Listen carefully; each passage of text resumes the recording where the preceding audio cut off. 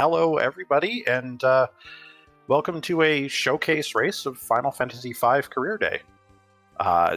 This is a little bit special because I think this is the first time there's been a featured Career Day race on any platform or like major community like this. So you guys are in for a treat if you haven't seen this before. That's right. I'm looking forward to it, Carlisle. We've got Swerve and the Civil Yoshi. They've been working hard on this the last month or so. It should be very interesting. Yep. For those of you who aren't familiar with exactly what this is a free enterprise style randomizer, which is to say, instead of having to beat the game in linear order, our players are going to have access from the airship right out of the gate. Pretty much all of the cutscenes have been casually just scrubbed out of existence, and our goal is to make it to the Void and defeat Neo Exdeath at the end. That's right. You got to collect all 4 tablets, which is a little bit different than vanilla FF5. That's the goal and big part of the struggle in this randomizer. And then once you get those, you can enter the Void, and you do have to go through a final boss gauntlet for beating Neo Exdeath.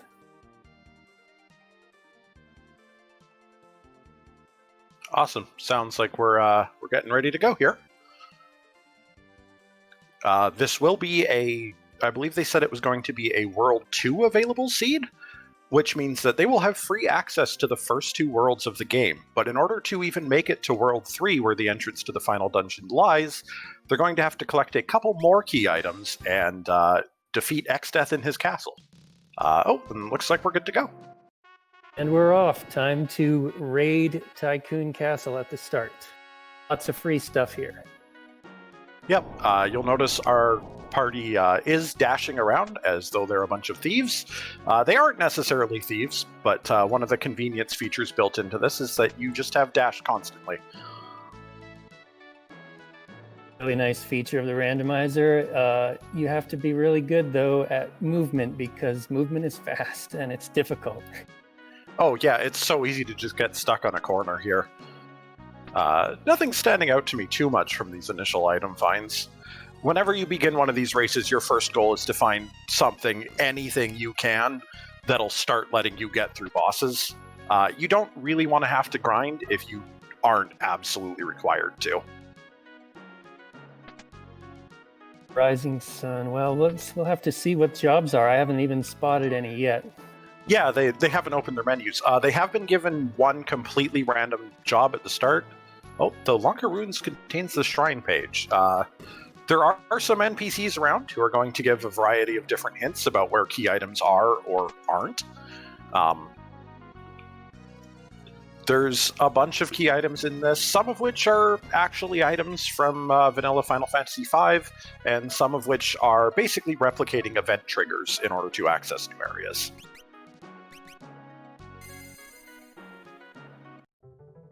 Yeah, so we've got our first divergence here, it appears. Swerve loves to head to World 2 early on, and is doing some Surgate Castle raiding. Yeah, this is they do have the tiered rewards on, so stuff they find in World 2 will generally be a little bit more powerful. Going out of your way to stop by World 2 and do some looting there early might take a little bit of time, because they're probably not going to be able to kill any bosses while they're out here, but it might just give them what they need to start going. That's right, and the Librarian is here you call in World 3. That's another clue that you can get in Surgate Castle. Here you call is what you need to access the World 2 fleet offshore of Exdeath's castle. One of the many, many key items that players will need, or maybe will not need, depending on where the tablets are. Yeah, Other than the tablets, the bracelets, and the anti-barrier, everything else they find could be optional, but will at least either let them get at some treasures or will get them some additional bosses they can take on.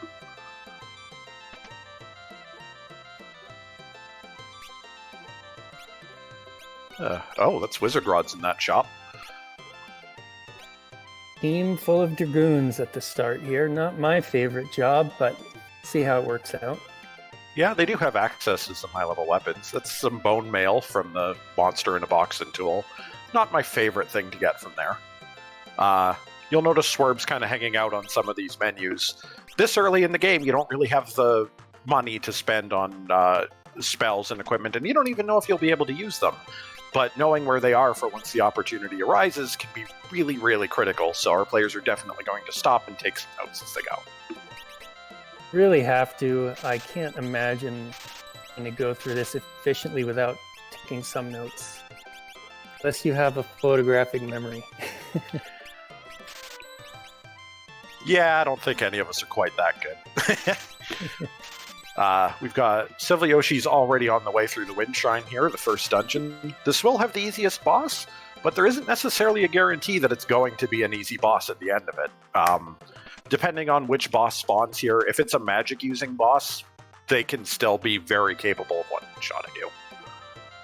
Yeah, you're playing the odds basically because of hit point totals are preserved from vanilla for the most part. So the Wind Shrine boss just has the lowest hit points. So yours have the best chance, perhaps, of beating it. Yeah. Over on Swerve, he picked up the Berserk ability, which could actually be useful for getting that first. Oh, here's a free fight. As long as it doesn't miss, and it missed. Oh, oh. And one Phoenix down, and it works if it hits, but when it misses, you lose it. Yep. Yeah, that's a reset.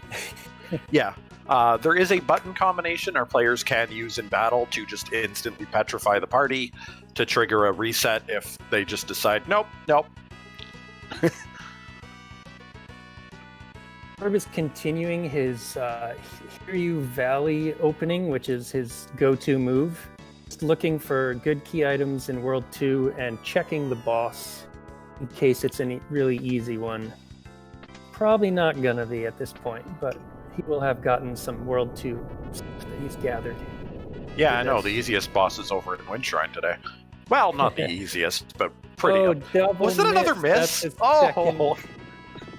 Phoenix down miss on Tyrannosaurus. Oh, God. The chance of that isn't even high. It's, like, tiny. I think it's a 75% inherent hit, so that's 225 misses in a row. Oh. I thought this was a Final Fantasy randomizer, not a Fire Emblem randomizer. Come on. We're going to have to talk about Fire Emblem after this is over, if you and I both play it. I play a little bit. Oh, that's Siren over in the Hiryu Valley. That's a little out of Swerve's wheelhouse right now, but a good spot to know that you won't have a difficult boss there later. Yeah, should be no problem later. And there, down goes Tyrannosaurus, finally. Oh, Yoshi's not behind at all. Neither of them are really... Well, I mean, Yoshi's technically defeated a boss at this point. Oh, shoot, I missed what that was. I missed it as well. Playing fast. We got to keep our eyes open here. Yeah. I forget how fast you can fly through the messages in this game sometimes.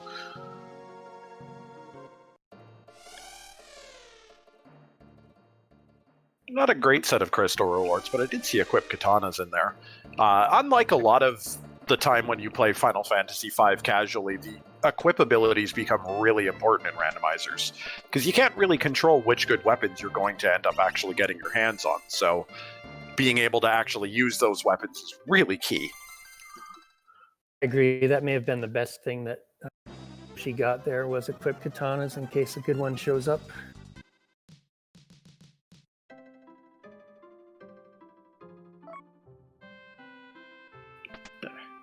Now that Swerve's done the looting, they're headed back to Tool to start going through a more traditional beginning. I see Breakblade in Rickstown. That could be big. Yeah. Oh, if that was anti-barrier, that is actually big. That is the first of roughly 6 items they will need to find. The anti-barrier does allow them to enter Castle X-Death. However, they will need the bracelet to reveal Castle's true form and enter the upper stratum. But if they want to go to the basement and go fight the first fight with Gilgamesh, they can. Yeah, usually I like to wait till I get both things before I go in there, but you never know. The basement might hold the bracelet, so see how it goes.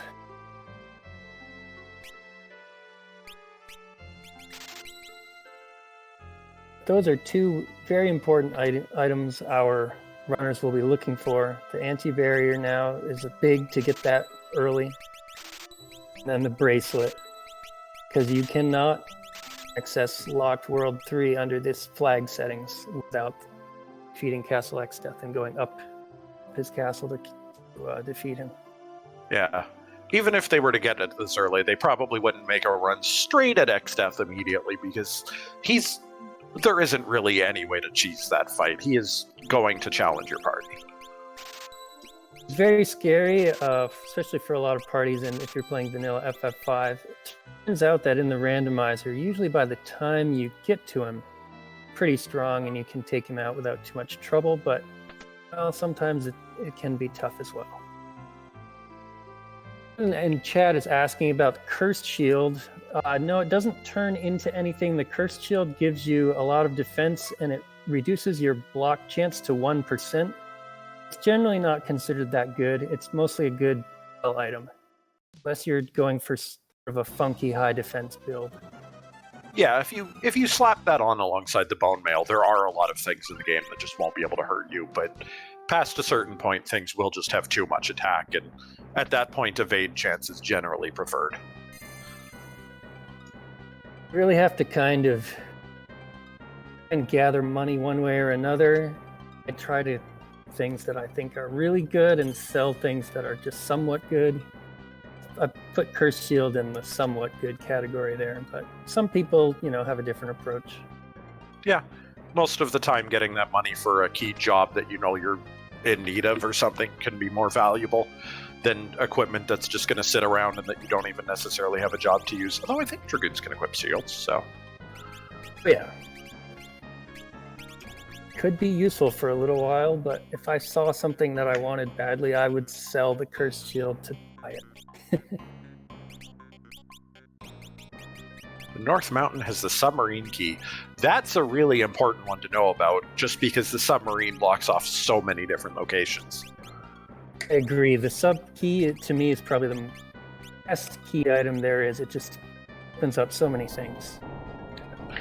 Yes, our players do have the option to toggle random encounters back on if they want to get into some fights, but by default it is off. There's also a 4 times reward multiplier for experience, skill, and AP rewards from anything they fight, which, in an ideal situation, they will actually be able to get enough levels just off of the bosses they fight, and we don't have to do any grinding at all. Oh, Tyrannosaurus blocked Scorb once. Oh. He is trolling everyone today. I'll have to try again.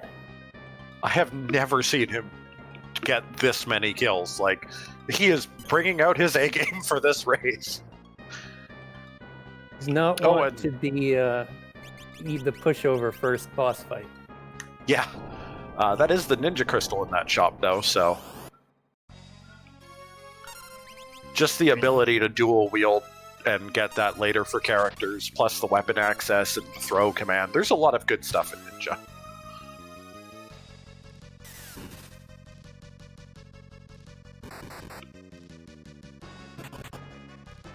Like Swerve is going to try to... I think he's going to have to realize that he's going to need to buy that Phoenix down. Yeah, they might be expensive and you don't really want to use them if you don't have to, but he is losing a lot of time if he just doesn't pop that. It's Tarsaurus 4, Racers 1. Stars, the current score in this randomizer. At this rate, Tyrannosaurus is going to be the one to find the tablets and go take out Neo-X Death. That was a good point you made, though. Phoenix Down's really expensive in Final Fantasy V. They cost 1,000 each.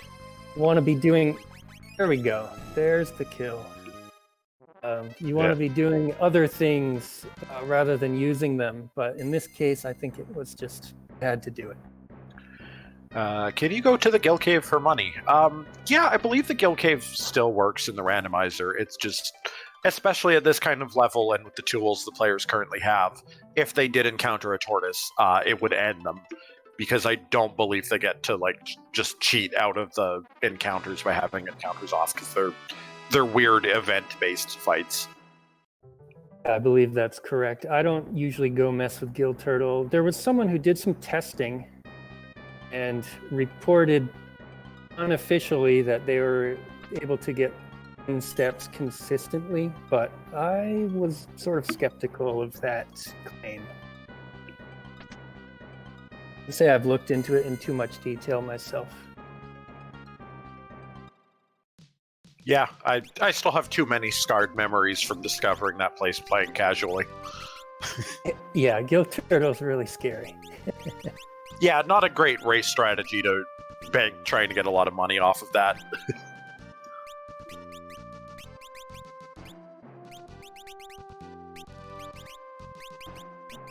All right, there's going to be a lot of shopping in this randomizer. I'm having trouble. I always have trouble following it when I'm watching rather than when I'm doing it myself, so... I have trouble following it when I'm doing it myself, so... Do the best you can. The shops are full of stuff. Shopping is a very powerful aspect of the randomizer, but if you're fast, it'd be a little hard to follow. Let's see, we've got Mary Jean in the canal as a boss. Her defense doesn't look super high. Looks doable. Yeah, I mean, they're able to deal some damage to her, so that'll be enough to probably get through this, because she's not too dangerous of a fight. At this point, Swerve's got the HP to actually survive taking a spell or two, so... Yeah, in Vanilla, of course, you're fighting her at early World 3, and she's got, Fire 3, Bolt 3, and those things, but those spells have been scaled down to the basic Fire 1, Bolt 1 type spells. Because of her early location here. They say North Mountain is on the path to the void. Oh, given that we also know North Mountain is the submarine key, that's interesting. Very good. Now, the interesting thing about North Mountain being on the path is there's 2 fights at North Mountain. One of them is in World 1 and one of them is in World 3, so the racers still don't know which North Mountain fight. Yeah, this is true. Also, from that, Swerve got the Moogle suit. And now he can take that. That enables you to get into the Moogle village in World 2. And there isn't any boss there or anything, but there is going to be, I think it's 7 total treasure chests there that are pretty much guaranteed to have very, very good items in them. Yeah, I've seen Moogle Village basically hand runners everything they want on a silver platter in the past. We'll see how good it is when someone visits there. Yeah, I think last time I was there, it handed me Sildren Summon 5.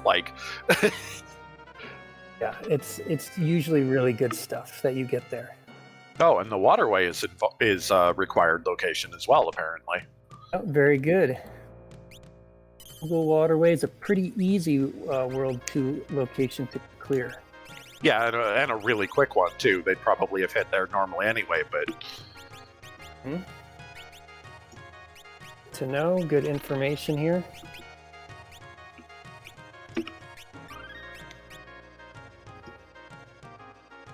Werb is doing yeah. Sorry, go ahead. Oh, I was going to say, apparently one of them managed to get their hands on chemists, so this could become a very fun seed. Oh, I know that Yoshi loves chemist. I didn't notice who it was that grabbed the top. Let's see. Oh, I see Swerve has it. Okay.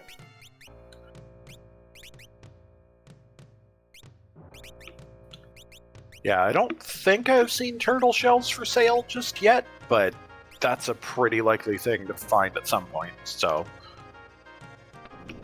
they'll be learning Mix, which is shown as Combine in this patch pretty quickly on Chemist, and probably be using it because it's very powerful.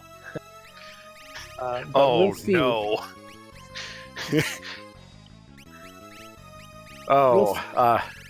Yeah, Swerve's found himself the bomb ring, the Ouroboros.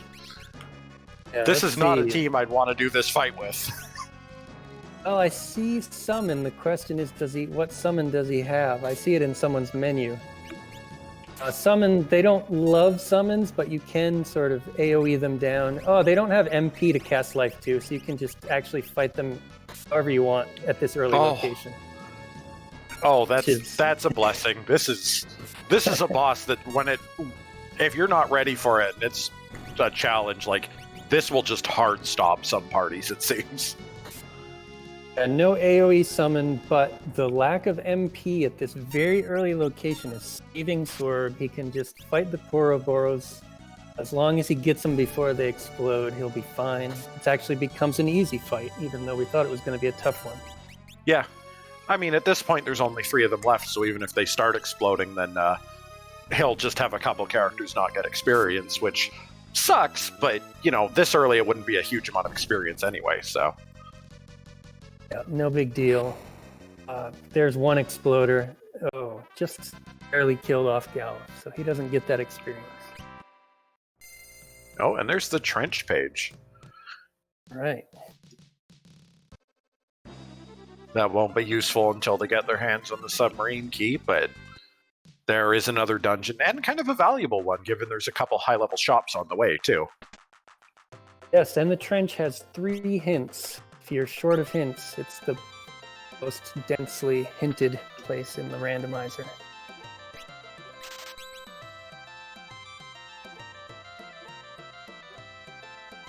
The players are raiding some early boss spots and visiting some early towns. There's the turtle shells. Oh boy. Found them. They're buyable in the randomizer. You don't have to farm turtles to get them. So they're really powerful if you have Chemist and you found the shop where the turtle shells are sold.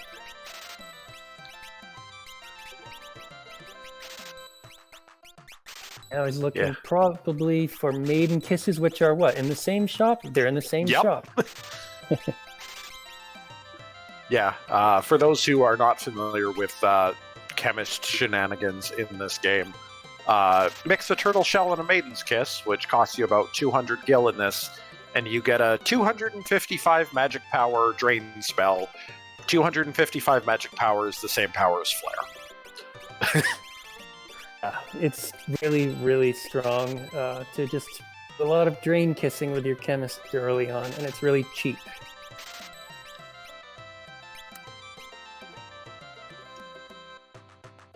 Thank you, Clear Tonic, for putting notes in the chat. Everybody can say thanks to Clear Tonic for being one of the major driving forces behind creating this randomizer. Yeah, I'm glad they're here. Because for stopping by. Yeah, even with all the times that I've been through Final Fantasy V, there's still stuff I'm learning about FF5 and the randomizer together. So. Well, there's always more to learn in this game. Every year that I do fiestas, and every few times I play the randomizer, I learn something new. Oh, Swerve's off to the Moogle Village. Let's get excited about some big-time items here. I think Yoshi did have a faster bomb fight. He went in and didn't hesitate. I don't think he knew the Ouroboros didn't have MP, but didn't slow him down to just go for it. There's no such thing as a Doom ring, so I'm not sure what was seen. That would have been, I think, 6 Doom axes. Let's see. Earthhammer, Rune Axe. Oh, there's Giltoss. And a Sage's Staff. And max level magic sword. By the way, the runners have outlawed gill toss. Neither of them is going to use it. It's very, very good, but they decided that they wouldn't be abusing it in their race. So that one's off limits. Yeah, that's a fair enough one. Gill toss in this game is very, very powerful. I don't think it's ever really seen that level of power again in a Final Fantasy game since. Yeah, probably not.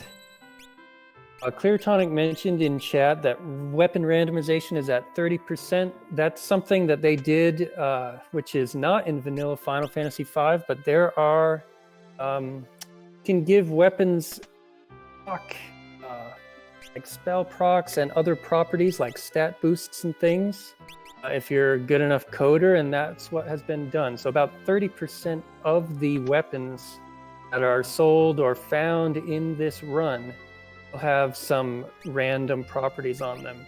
What I see so far is the Moon Flute Knife, which probably just being used because it's got decent power to it. It's not particularly useful, but some of the other randomized weapons can be quite useful.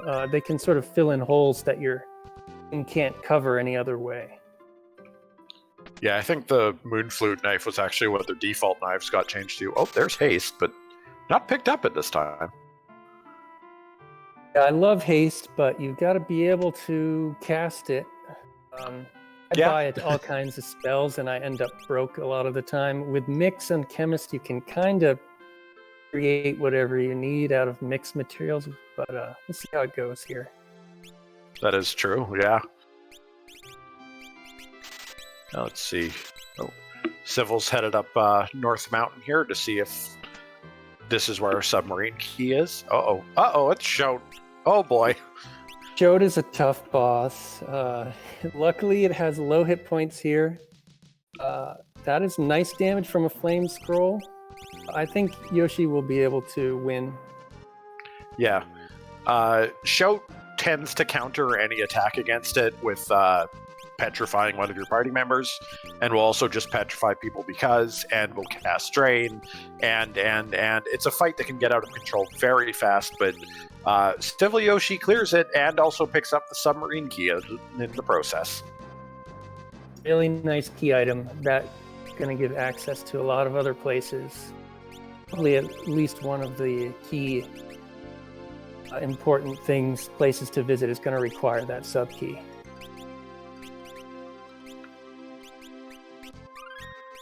Oh, and it looks like Civil's actually headed down to, I think this is Prototype Island to try to farm some dark matters. Or, no, this is Black Flames. Okay. He's grinding Black Flames, which is a pretty standard strategy. You can see that scrolls take them out in one hit, so it's very fast. It gives good ability points and experience. He basically wants Combine on everybody real quick, I think, is what he's going for. Yeah, that'd be one of those things that is actually powerful enough to justify the grind time you'd take. Yeah, you don't often have to grind much in this, but this is definitely a more than viable strategy. It's not going to take him very long at all to get that ability on basically as many people as he wants. Meanwhile, Swerve is in Waltz Castle. He looks like he's going to go fight the Shiva location, which is a relatively early, relatively low hit point boss location in the Snowflake Room.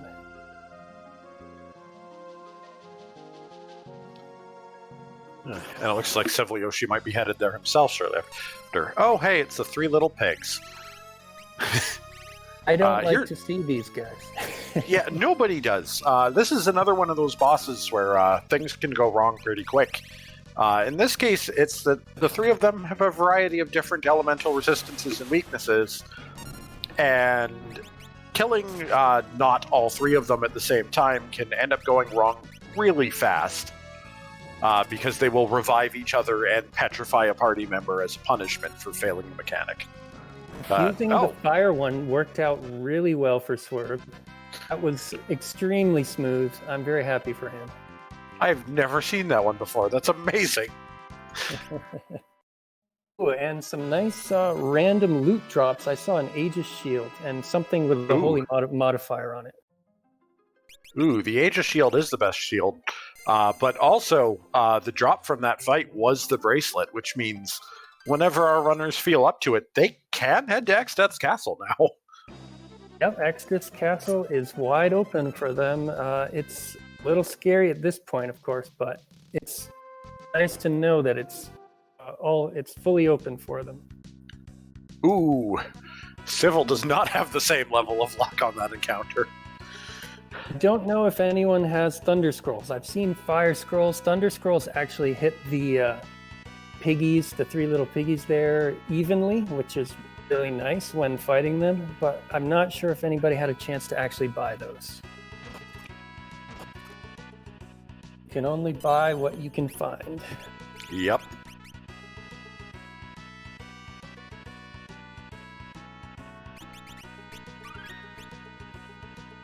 Is he going to give it another go, or is he going to leave and go somewhere else? It looks like he's going to give it another try.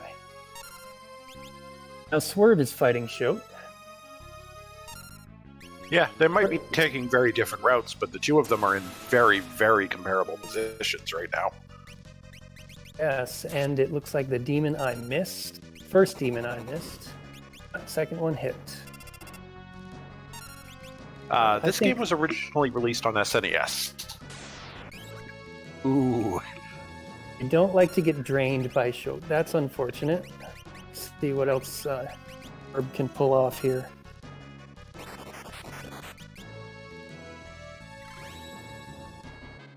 Piggy's down. Can Yoshi get the third?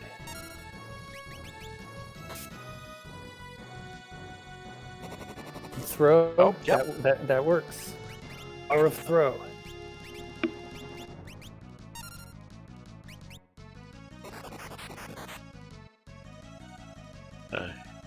And if Swerve manages to pull through this fight, despite Shoat being exceptionally rude, they will be pretty much right neck and neck again.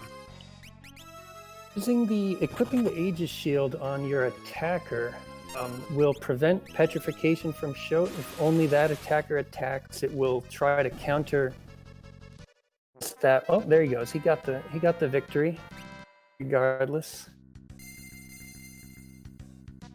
And the sub key. Yeah, it looks like Yoshi's going to start hitting the various meteorite bosses. They're not necessarily the weakest bosses I think they could be hunting down at this moment, but they are pretty quick checks at least, so. Yeah, pretty much it's land at a meteor and run in and do a fight. The only one that's a little bit tricky is the Lonka meteor, where you have to activate the meteor by doing another boss first, but meteor fights are a good, easy, early check. Shiva here is at the Tycoon meteor. Yeah, Swerve's actually going for another quick really check, well. but oh yeah, Swerve's doing another quick check, but it's a World 2 boss in the Abductor location. Atmos shouldn't be too bad. He's going to knock one person down, but after that, he slowly sucks them in. So if you can do damage, it'd be okay here. Saw Rainbow Dress drop and Big Bridge Key. Yep. Tycoon Meteor. Not the tablet I think they're hoping for, but... Yes, certainly not a tablet, but I will say about that Rainbow Dress, it increases your chance of Sword Dance, which is a really nice way to do a lot of damage.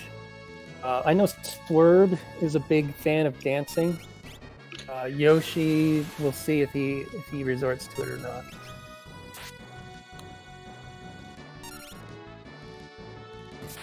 Boom, and there's a Sword Dance and a kill on Atmos. The Bow Castle Gate. Second meteor looks to be the Abductor fight, which is... It might sting a little bit, but I don't think it's going to pose any particular difficulty. Swerve gets the Elder Branch out of that play, which will allow them to travel to the Moor Forest, do the boss check there, and then we'll give them Kryl in the party to allow them to do the Fork Tower later. Yeah, that's one of the more convoluted key items. Have to get the Elder Branch in Clearmoor Forest to get Kryl, or Kara, as she's called in this patch. And then is required to do Fork Tower as well, if that's necessary. Yeah. Yoshi, unfortunately, does not get anything other than a pretty decent, but still just a bow and not an actual progress key item. And yes, bosses are randomized, but they will scale. Specifically, their HP will be based on the HP total of the boss that would be at that location. And some of their spells and abilities may be scaled up or down to weaker or stronger versions, accordingly to where they are.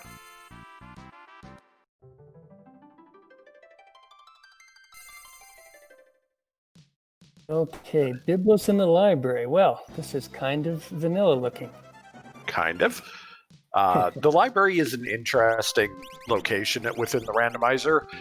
There's actually 2 boss fights here, but in order to access the second one, they would have to have a key item called Ifrit's Fire. So it's always a little bit risky to come here without the fire, because you might find the fire here, and that might, putting it off may actually end up slowing you down a very, very long time. But if it turns out that there isn't anything particularly valuable here, it may end up costing Yoshi to have to make an entire additional trip here later. Yeah, the library is a tough decision. Let's see if this paid off for him or not. Nothing. Golem is great if you get summoned, but no key item at the Ifrit location within the ancient library. Yeah. Swerve is fighting Shiva. Yeah. Sorry, go ahead. The double grip ability picked up there is also pretty useful early game, just for getting a really strong physical attacker. But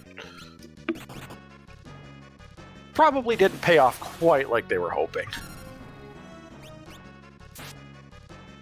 Swerve is taking on Shiva, having no problem.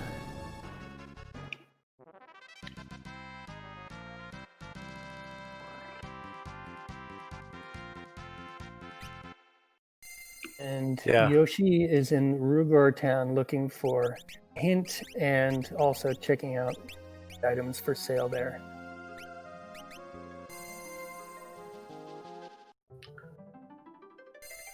Wizards and pubs, they've got hints to tell you. Big Bridge Key present in World 1. That could be part of the Path to the Void, or it may not be. He didn't really give many details. I guess he had too much to drink at the pub.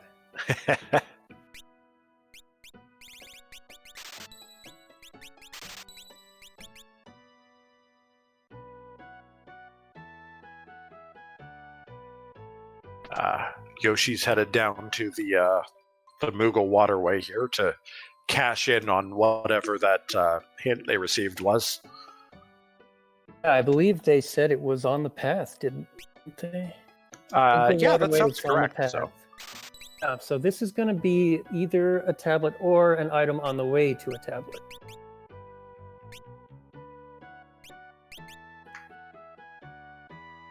Oh, and that's the Time Mage job I just saw them crack out of a chest.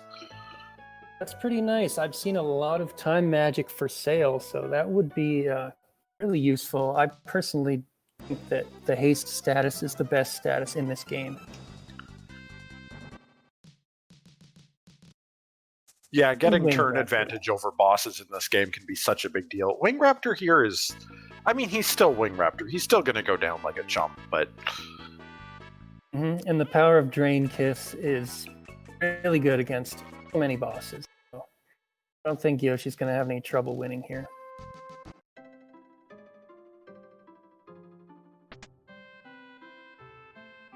Yeah, taking advantage of throw on a Time Mage there to take advantage of having an actual magic stat. All right, let's see what this gives. The Falls page. Oh, okay. So that sub key will be required, but he can, and you have to get access to World 3 to get there, but that's going to be important later. Yeah, that's a pretty strong boss location, so we'll have to hope, or runners will have to hope that nothing too dangerous is there, because... Yeah, the Leviathan spot has 40,000 hit points to begin with. And depending on what boss it is, it can also hurt quite a bit.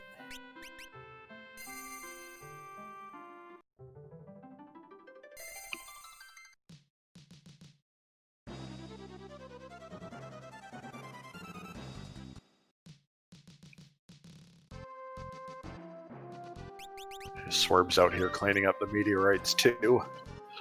So she's grabbing the Moogle Village loot,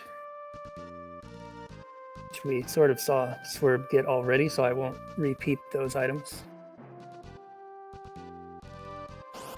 Swerve doing the Waltz meteorite. This is actually one of the easier meteorites. I believe it's only a 1500 hit point location, which is pretty low for a meteorite. Normally it would be Ouroboros there, and they each have 1500 hit points. And then he rolls Magisa, who only gets half of the hit points because the other half go to Forza, so she goes down extremely quickly. Yeah, before she even calls Forza in to help. Yeah, being able to skip the summon there can just save you a lot of extra time. And that dropped Mirage Radar, which is really good. Best town in the game. It is World 3 locked, but it's nice to know that you'll be able to shop there once you enter World 3 and get all kinds of really high-level goodies. Yeah, I believe that locks off Bahamut as well if you want to take a second shot at North Mountain being valuable there. Death's Castle is on the path to the void. Yes. I think it was figured out a couple days ago too. I think even during Yoshi's test stream that doesn't necessarily mean there's a valuable key item there either. I feel like it does mean that there is, but I can't say for sure. I mean, because this seat is world locked, you have to clear it anyway. The chances are very good that there's a key item in there if you've gotten a hint saying that it's on the path. Yeah, I think it was that they went through it and, like, not a single boss in there actually dropped a key item, but they'd gotten that same hint.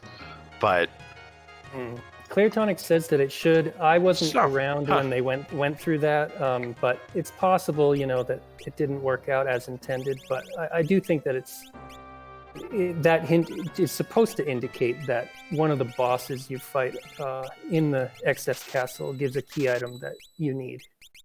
Yeah.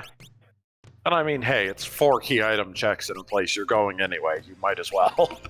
Oh yeah, pretty much when you go into Excess Castle, you're not skipping any of the bosses there. Like, very strange circumstances would be the only time you would do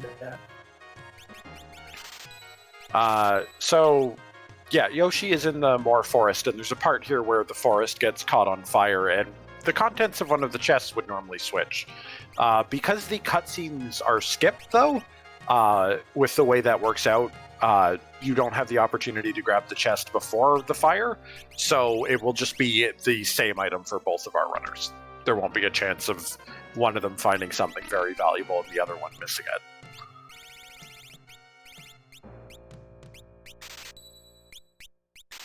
No need to worry about that Aegis Shield versus Flame Shield question in this case. Which is what the issue is in vanilla.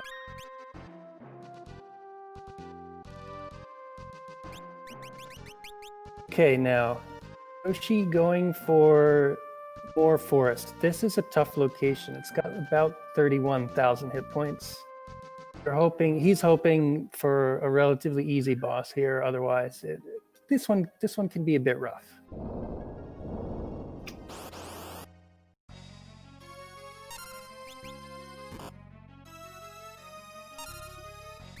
Oh, let's go Gamesh 4. Yeah, not the easiest. If you can get to his second phase, you can just wait him out. It's kind of slow, but he will eventually become exiled, just like in vanilla.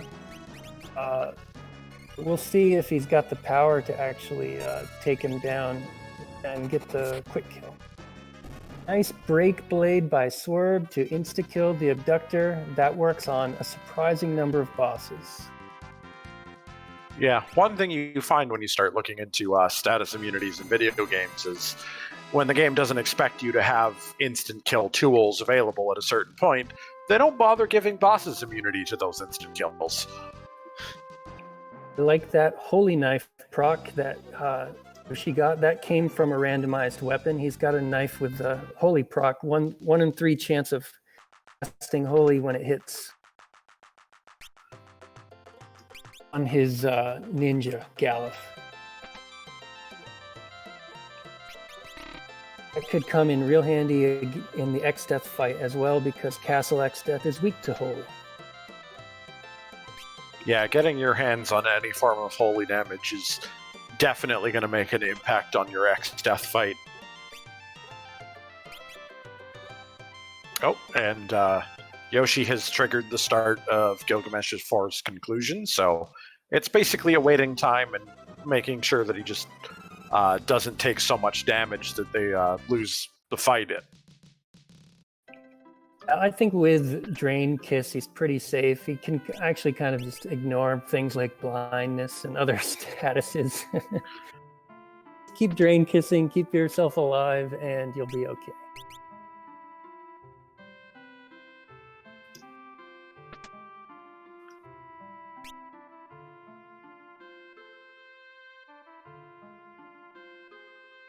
Swerve checking out some shops that I don't think we've seen checked out just yet.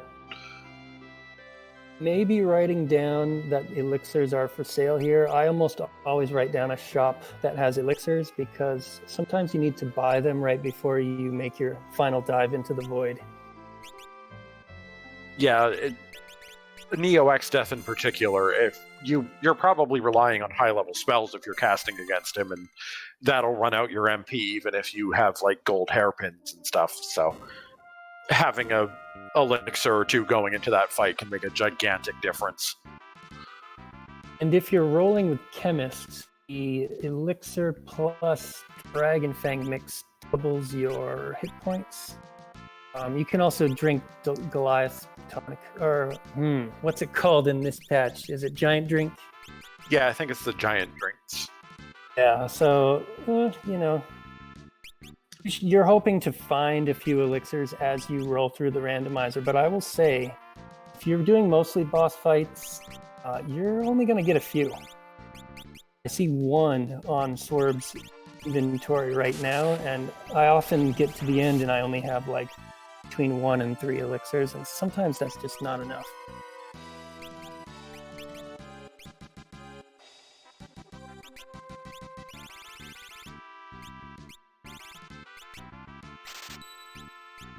Okay, it's like Yoshi. Here we go. This is the transformation of Gilgamesh. Yoshi's going to keep attacking him to try and kill him before he gets exiled, because that just takes longer. We'll see which happens first, whether he dies outright or whether X-Death banishes him.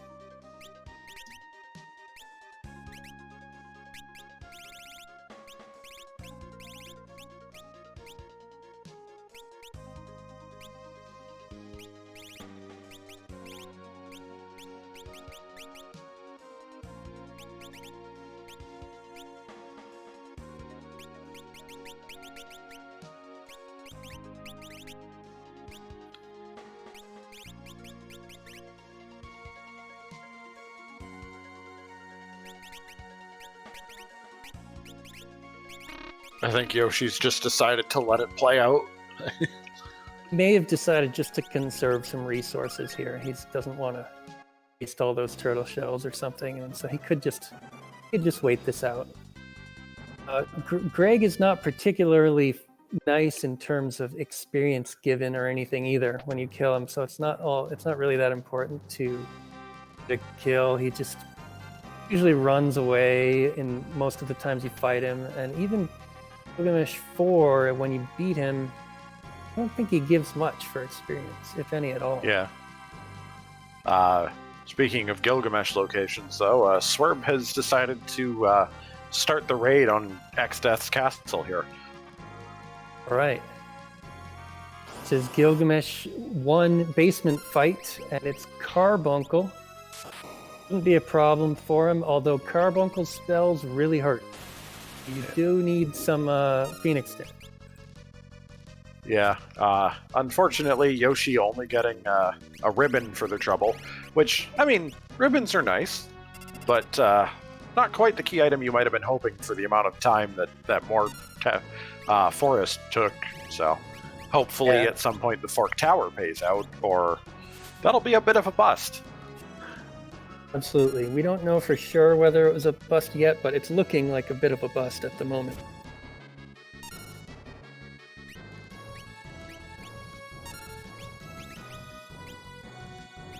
Ooh, Carbuncle busting out some nasty spells, but Swerve's hanging in there. Getting some good sword dances. Oh my gosh, Rune Axe, sword dance, damage.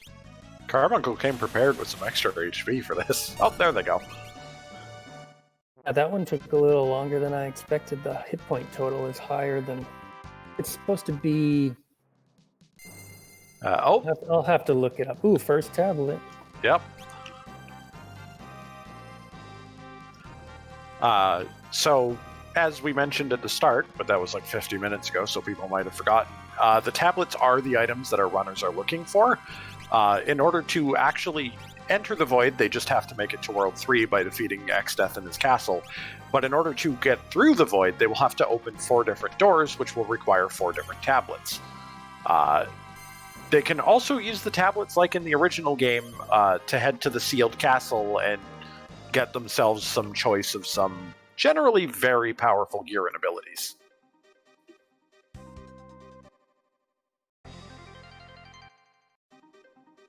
And Swerve deciding to abandon ship on that early Castle Exdeath trip and heading to the big bridge instead. While it looks like Yoshi's gone underwater to the barrier tower.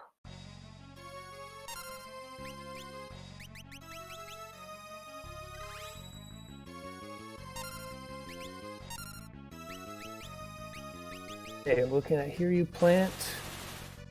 He's another great thing to throw scrolls at. Those flowers down. And if you're lucky, I saw him preparing the break sword there, which didn't appear to proc. It doesn't work on this boss. This boss is not heavy, but it's immune to petrification. So you want something that is a different kind of insta-kill that takes out non-heavies. It's also weak to Doom, so Break is kind of the odd insta-kill out here, and unfortunately that's the one that Swerve has. Yeah, the Here You Plant can be a nasty, nasty fight. If those little plants are allowed to linger, they will start just inflicting a ton of different status effects, but looks like Swerve got it down no problem. Very, very nice. Oh, and just a useless bow for their work. Okay, that was Big Bridge. Nothing on the Big Bridge, unfortunately. I looked away and he left Exdeath's castle. I thought he was going to continue up, but he just did the basement, which is probably the smart play because as you go up the castle, things get pretty hard. Yeah. Yoshi's in the barrier tower, picking a fight with the monster in a boxes. Due to the fact that those do take some time, monster in a box chests are specifically set up to give you high value rewards. So, yes, this will be a high tier piece of loot, and there's 2 monster in a box encounters here in Barrier Tower, and 2 that are not, that are just freely open. So, usually do the monster in a box fights. Yeah. As far as monster in a boxes go, though, I tend to think of the ones here as probably the hardest ones you can get. These dragons are not a joke. Yeah, definitely not. He can handle them. A Mighty Guard Night Sword. Yeah, that's one of the less useful, in my opinion, type of randomized weapons. Yeah, I don't think you really want to... I don't know if it would necessarily cast it on the enemy party, but I wouldn't want to find out. I mean, you're using it on your own party, but the fact that it's a high tier Night Sword means that it's going to hit your party member really hard. So how badly do you want to put Mighty Guard on them? I mean, Mighty Guard is pretty amazing. As long as you don't take them out completely, it's pretty good. But you also need to be able to equip Night Swords, which means either a Knight or the equipped Swords ability. Not the most useful, but still a high tier item. So sometimes they just don't roll Ooh. in your favor. X Magic. We're looking at the Sealed Castle possibilities now. This is almost all good stuff. 5. Yeah, Summon 5 is the highest tier summon. Swerve is deciding which of these things he actually wants.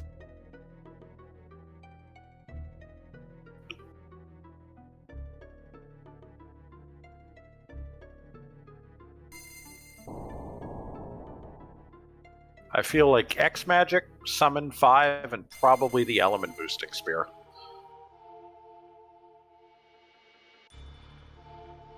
He's definitely going for... Oh, no to that. No? He's having trouble deciding. Yeah. Okay, he's just rechecking stuff. Went with Coral Ring, which can definitely be helpful, especially if you run into something like Leviathan. Flame Ring, so he's going with some elemental resistances, which is definitely fine. Yeah, wouldn't have been my first choice, but also those could make a huge difference against the right boss. So, yeah, and he'll be coming back, I'm sure. Yeah, The sealed castle once he gets another tablet. Yeah, Yoshi's out here at the top of the barrier tower and has found Gilgamesh 3, which is going to have a spicy amount of HP that all just got healed. This one, see how he tackles this fight. Unfortunately, he did not go for an insta-kill or didn't have the ability to do the Gilgamesh 3 insta-kill. So Enkidu has appeared, has healed, and is hitting hard.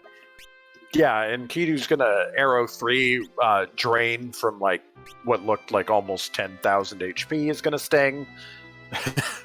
Or I think it's vampire specifically, which will that'll really punish them if that gets cast, so this could be a very nasty fight. Yeah, vampire is what you generally don't want to see from Enkidu, unless you happen to be wearing bone mail, in which case it's hilarious. We'll see.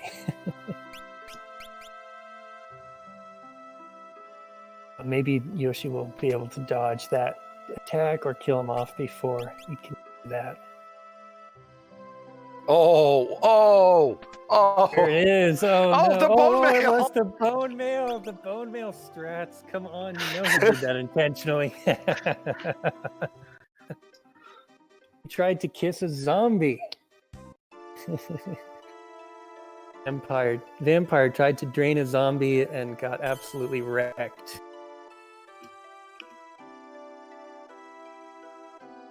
Yeah, if that bone mail wasn't there, or if it had a targeted Kara instead, that could have gone wrong real fast. Yes. Bone mail auto-equipping, my guess is that this was not planned. It just happened to be on the right character, and it worked out for him, so good luck there. Yeah. Herb is also in more forest, so we know that he's going to be doing the tedious Gilgamesh 4 fight coming up. Oh, nothing good at Barrier Tower, just a power ring, no key item. Oh, the search continues. Yeah, we've still got like a couple World 1 spots open, like Crayclaw and the 4th Meteorite.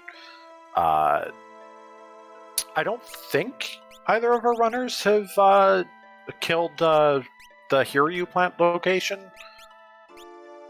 I know Swerve checked it early on, and it was Siren. Have they gone back and cleared Siren? I don't think I've seen them do that, so...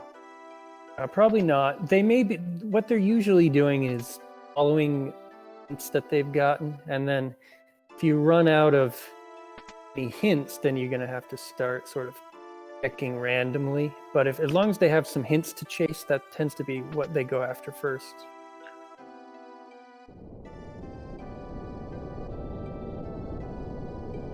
Yeah, Yoshi making the play to at least start Gilgamesh or X-Death's castle. So, the runners are not in the commentary channel for us. Doesn't mean they're not peeking, but I would presume they're not. No, I don't. They're not going to be. They know who's doing commentary. They know who we are, and they asked us to do it, but they're not listening in.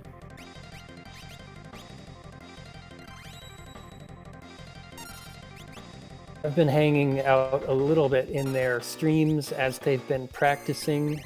I have a little bit of a feel for what they like to do. I would say Yoshi often gets Chemist and likes to use it, and he's using it again here, so nothing wrong with that. Herb likes Ninja and Dancer quite a bit, and he's using those as well, so... Yeah, I mean, when Dancer pays off, it does 4,000 damage with a critical hit.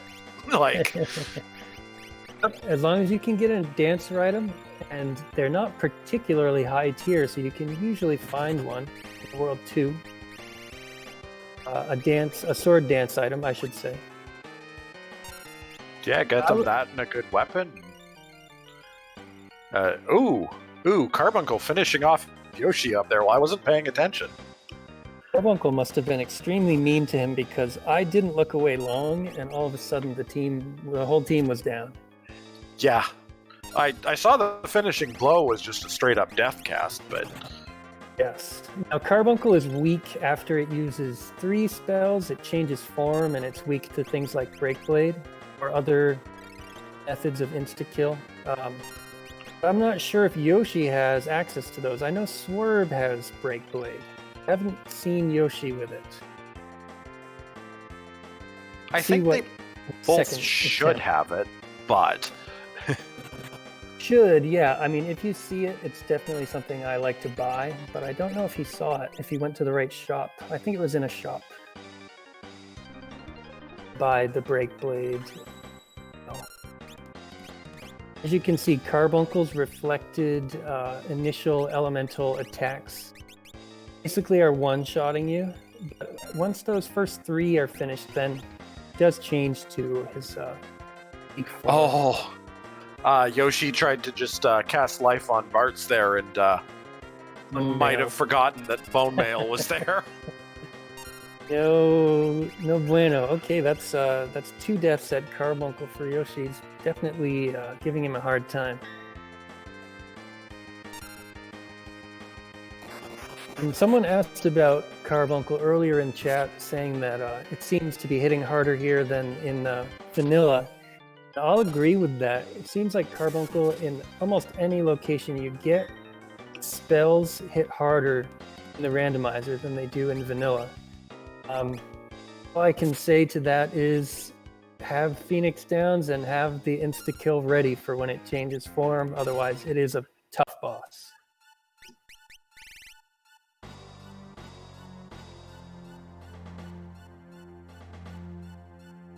Yeah, you'd usually think of, like, Gilgamesh 1's spot as not being a particularly difficult one, but being an X-Death's castle and all. Yeah.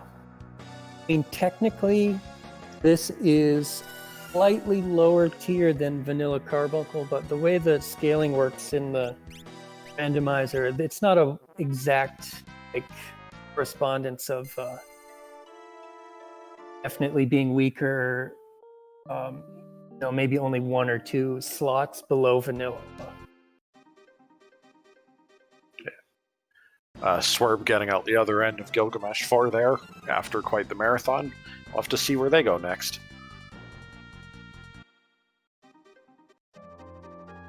Ooh, looks like he's going to Barrier Tower. Using the sub, I like that idea. We have already seen Barrier Tower from Yoshi, right? And that didn't produce a key item? That's correct. It did not pay out. Well, I don't blame him for trying it. Like I said, they're chasing the hints that they have using the key items that they have. So there has been a decent amount of overlap in location checking so far, but that's going to happen quite often. Yeah, taking advantage of the submarine also as a little optimization there. It does provide you the opportunity to rest whenever you dock the submarine somewhere, which is a great quick little way to get your HP back between bosses. Okay, Yoshi's happy. He beat Carbuncle, he got the first tablet, and he's probably going to be not headed. I thought he would head to Kuzar as well, but he's hanging on to that first tablet for now. He's going to stock up on items, I bet. Missed items, and then maybe he'll go check Kuza Castle. There goes buying a bunch more maiden kisses. Probably a bunch more turtle shells if he's got another town where he wants to go and buy those. Nice to see some rune axe use. You don't see it used all that often. Swerve with axes on his dancer. Trying for big hit rune axe sword dances. I like to see that.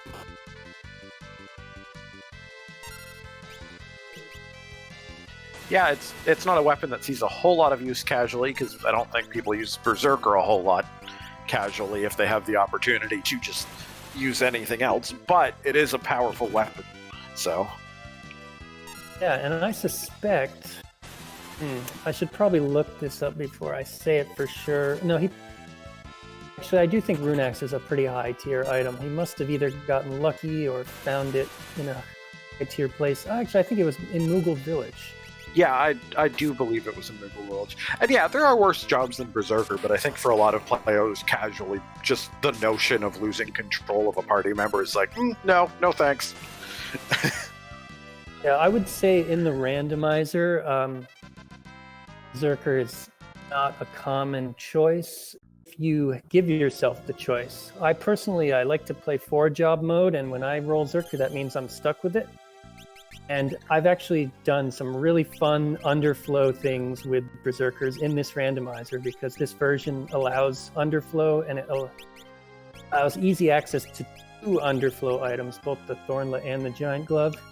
Plus, with randomized weapons giving spell proc, a bunch of spell proc items, you can do weird underflow Berserker things where they can hit for like 7,000 damage on a spell proc randomized weapon. They can be kind of fun to play around with.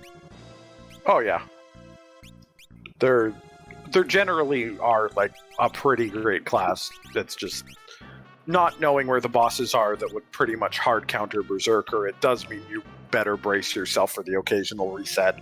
Sure. That said, yeah. Yoshi seems to have returned to Exodus Castle, which means it might be time for the trip up.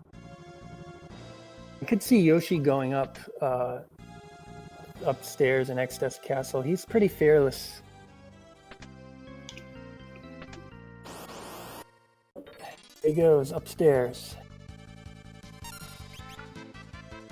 Yeah, at the very least picking up these chests, but we'll see. Yep, here we go! Oh yeah. Mist is very powerful. He's got some good chemist items. Can take on most things.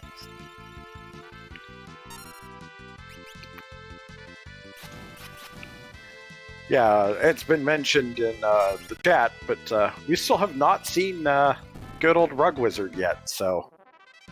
Well, that will be a joy if he does appear. Oh, I really want to see him in the void at Twintania's spot or something, just to be as difficult as possible. That is a spot where he is incredibly difficult. I did fight him there once, and wish I had recorded it, because he was using an extra spell that's not normally in his script. 3 and healing himself to full. Oh my god. I didn't have the ability to mute him, so I had to berserk him. to prevent him from casting that spell and healing up all 50,000 hit points. Yeah. Yoshi's up here playing platform roulette, trying to get those chests.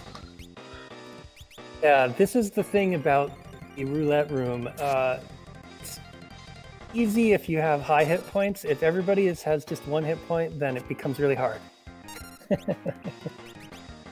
No, that just seems to be how it works out for me. It's like every time I go through, when there's no pressure, I hit those chests first try, and when I'm at 1 hit point on everyone and really don't want to the encounters, I miss. But he's made it through.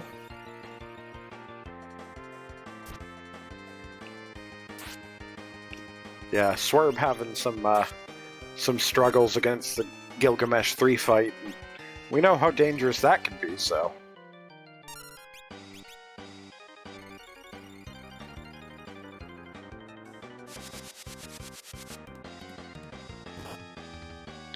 I see Yoshi's using the same strat I do of just taking your sweet time here, because I can never remember which floors in that room are fake or not. Well, the good news is that the randomizer gives you detect traps automatically. So as long as you're not sprinting, you can walk and trigger them and you won't fall down. Let's see what's in Carbuncle's spot. Memorize. Oh, it's Minotauros. That is... Actually, I don't think Drain Kiss is blocked here, so they're probably pretty okay. Yes, Drain Kiss is not blocked. Minotauros is very difficult in the randomizer without something like just using Drain Kiss. So she, I think, will be fine. But lucked out a little bit in the sense that he's got a good job to handle this fight. This can be really difficult. Yeah, for those who are unfamiliar, Minotauros and Omniscience gimmicks are not based on their location. They are literally part of the fight. So any attempt to use just traditional black, white, time, magic, etc. Doesn't work on Minotauros regardless of where you find him. Yeah, so if you're running with a magic heavy team and you run into this guy, good luck. What you can do is break rods. If you happen to find a shop that sells, I like to stock up on a bunch of rods for breaking in various different scenarios. But a magic team can basically do very little damage to Minotauros with their actual magic if they run into them. Yeah, and at a point far enough in the game like this, like you've got to do some significant total damage. Just trying to plink away at it and pray will not work. Yeah, I believe this spot has about 15,000 hit points. This is the Carbuncle spot in Vanilla where Minotauros has spawned here in the randomizer. So you need to have some significant damage output. Yoshi, just for safety, he mixed up some tech drinks and he boosted level a little bit to increase his Drain Kiss damage. He's having no problem. Yeah, at this point, Ferris was the only one who was in like any real danger due to not being able to constantly heal themselves. And guess what he has that he also doesn't have in Vanilla? Can cast Holy. He's got the MP for it in the randomizer, but it's pretty weak. Actually, that would have killed Yoshi's Chemist, but the Protect mixed also gives Shell, so it halved damage and gives the Waltz Tower key, which could be useful. Yeah, it's a pretty easy check to do just in a little bit down the line, which is good. Not sure what Yoshi is. He's maybe taking a minute to write this down so he doesn't forget something. Believe me, if I was racing, there would be a lot of full screen as I write things down. These guys are going pretty fast pace. Yeah, they're doing a pretty good job of keeping up. I haven't seen either of them have to pause too much and like really stop to think. I say as Swerve stops to think. sometimes it's got to figure out where to go next.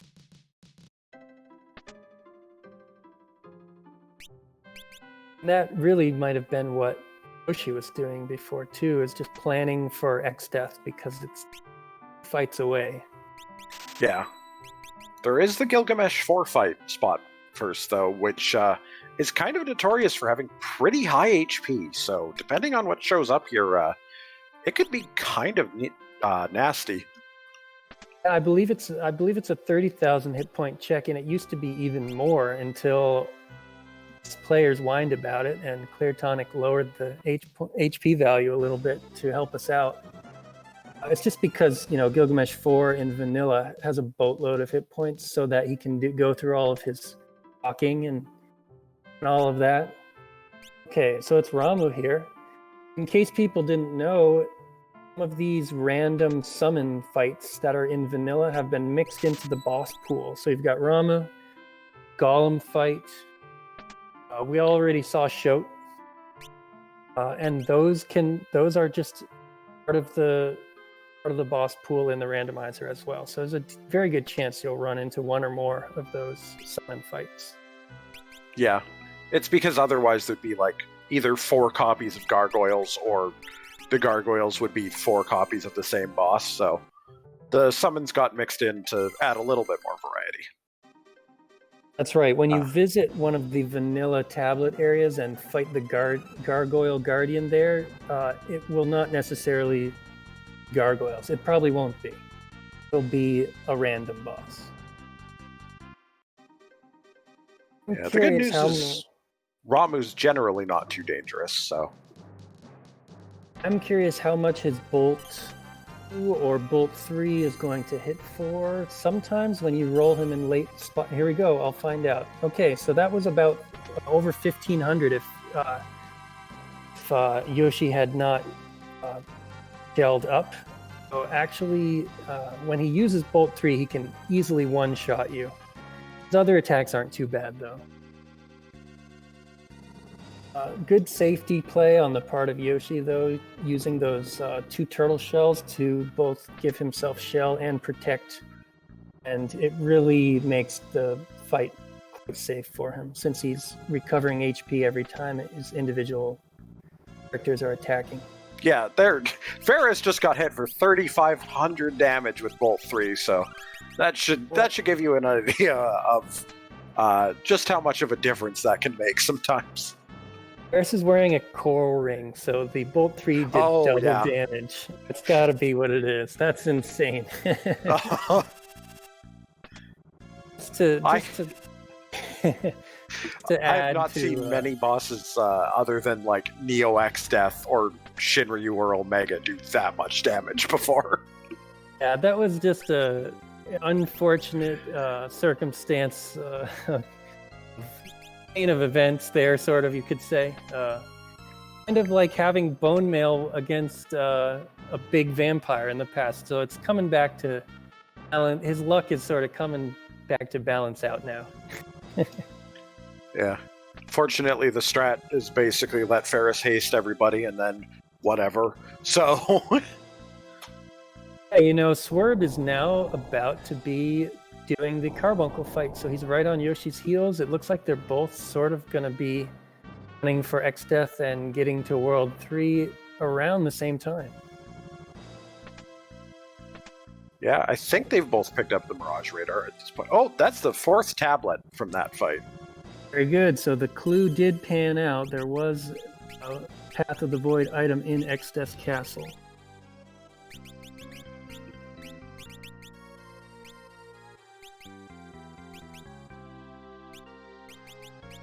Yeah, I highly doubt Swerve will make the decision to skip that, so either way, that puts us at 2 out of 4 of the tablets we need in order to go for the finale. Mike is asking about the basement. I'm pretty sure the basement did not have a... Oh, it had one. You're right. It had the first tablet in the basement. So there was actually two key items in X-Death's castle. 3, because the Waltz Tower key was here, too. Oh, I'm sorry. I meant tablets. There were 2 tablets. Yeah, fair enough. In Excess Castle. Yeah, we'll see if Lost Tower also turns into something. I mean, it's possible. It could be an important item. Yeah. Yoshi's out here finally taking on X-Death. This fight is not randomized in any capacity whatsoever. This is just straight up X-Death as you would fight him here.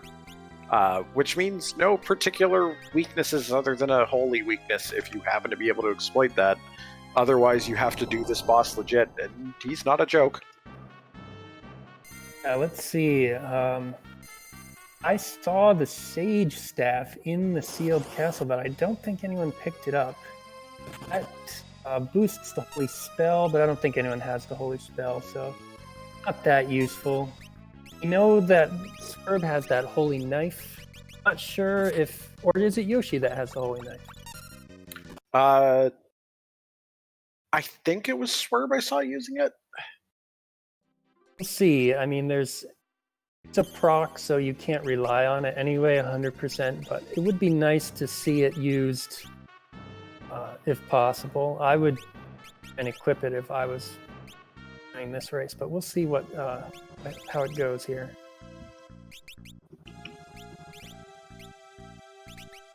I like the Sage Staff a lot. I'm pretty sure they'll be going back to get it. They just got the tablet, their second tablet, and you do not really want to leave X-Death's Castle if you're racing to go back and get stuff from Kuza Castle at this point. Once you beat X-Death, you'll be taken to World 3 right in front of Kuza Castle, and then you can raid the castle and get 3 more items there. So, I mean, I think that's what the racers are doing is also the play that I would do. I wouldn't go back for any of that stuff right now. Just got to get through this fight. It doesn't matter who's alive at the end of this fight because it doesn't give any experience. You just have to win.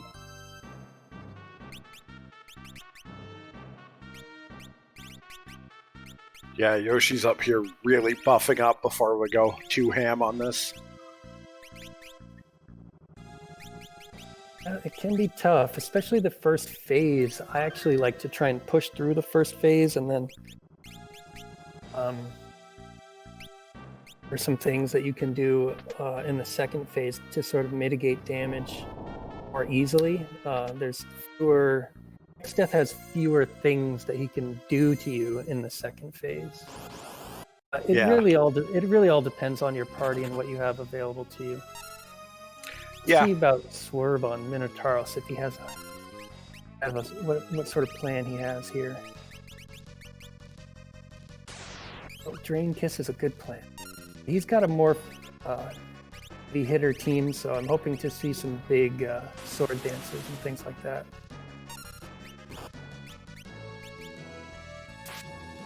If his dancer can stay up. Yeah, it looks like Yoshi's opting to buff up as much as possible during this phase. Probably because getting hit with 2 spells back to back could actually be one of the things that would do more damage than they've got the max HP for. So, yeah, buffing now to burst down the second phase later might be a good idea. I would expect about if you didn't have Shell, I would expect say a Fire 3 or something to do about 800 damage, and so should be pretty safe because he has Shell and Protect. You have the physicals and the magical attacks.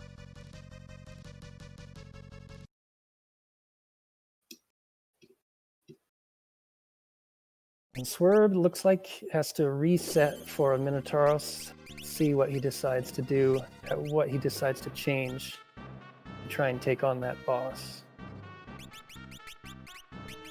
Or he could skip it if he doesn't feel confident at all, but I think he can do it. Here we go, attempt number 2. Oh my bad. He actually did skip the. He did skip Minotauros, and he's fighting Ramu, and Yoshi has beaten death. So he has unlocked World 3. Yeah, I think Minotauros was the tower key, so if that ends up being something, that could set Swerve behind. I misspoke. When you beat X Death, you get taken outside his castle, but you can still get to World 3 now in a just by using the Warp Shard very quickly. Yeah, and they do have a couple different things. They have the key items to go check out in World 3, but it looks like Yoshi's going to take out a meteorite and take out the Waltz Tower. Interesting. Oh, these are 2 checks close together. It hurt to follow them, and it's possible that runners have done a better job of following the hints than we have, because I can't really say that I have worked them all out very well. When I'm playing the game myself, I do a better job of it than when I'm watching.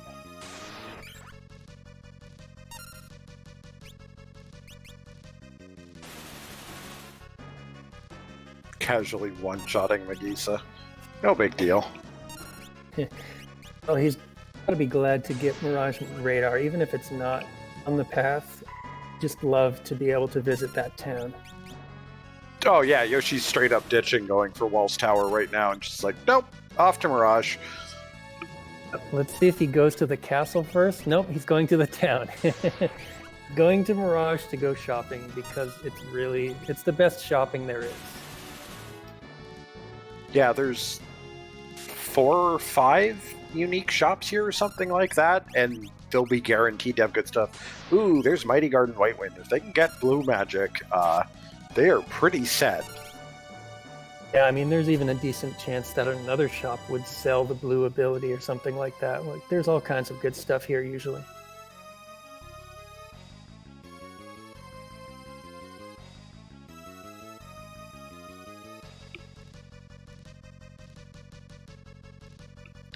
Swerve successfully surviving through Ramu, so... Very good, because that one is a key item, 4th tablet.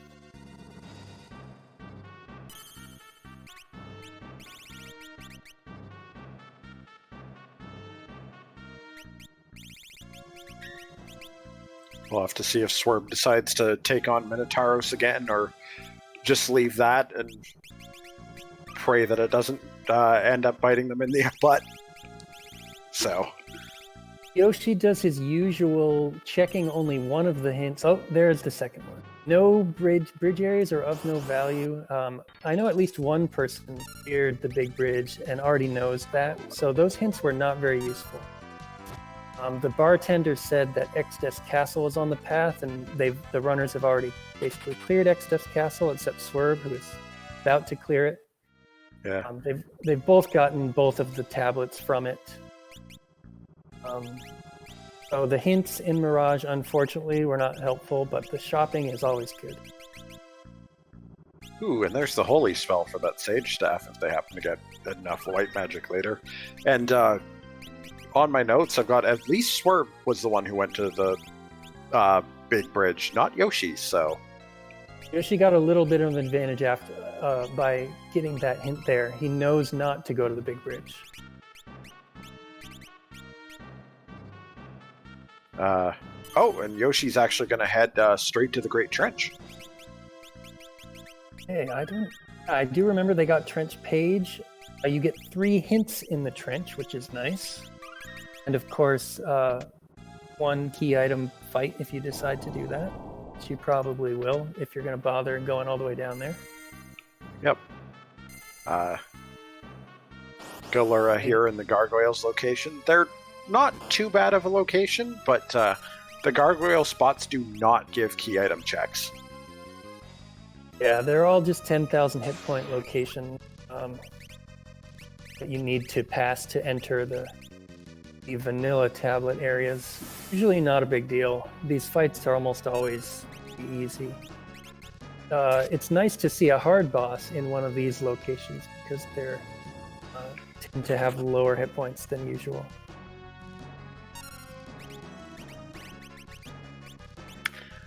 So the hints you get can provide a variety of information.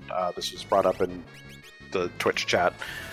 They can tell you that an item is part of the path to the void, or like that a location is part of the path to the void, which means it'll either give you a tablet or a key item that will lead you to a tablet.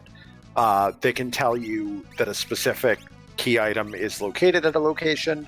They can tell you that that a specific location does not have anything you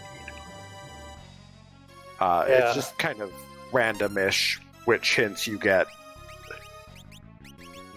If you're familiar with Zelda Ocarina of Time randomizer, Tonic told me that the hint system for this is basically very similar to that. Even the wording of the hints is like Zooter. So those that play that randomizer.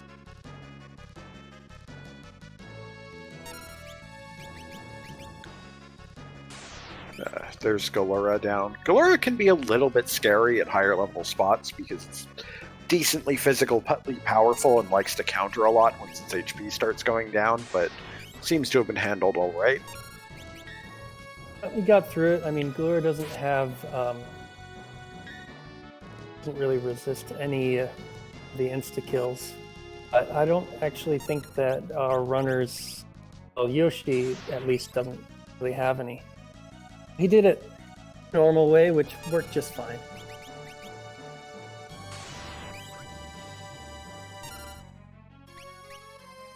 Thanks for the details there in chat, Tonic. The hint system is worth checking out before you play the rando because it is a little bit complicated, but it's all on the wiki. It's all explained very clearly where all the NPCs that give hints are and what those hints mean. There are actually tags that go along with the hints as well, like underwater area means something very specific.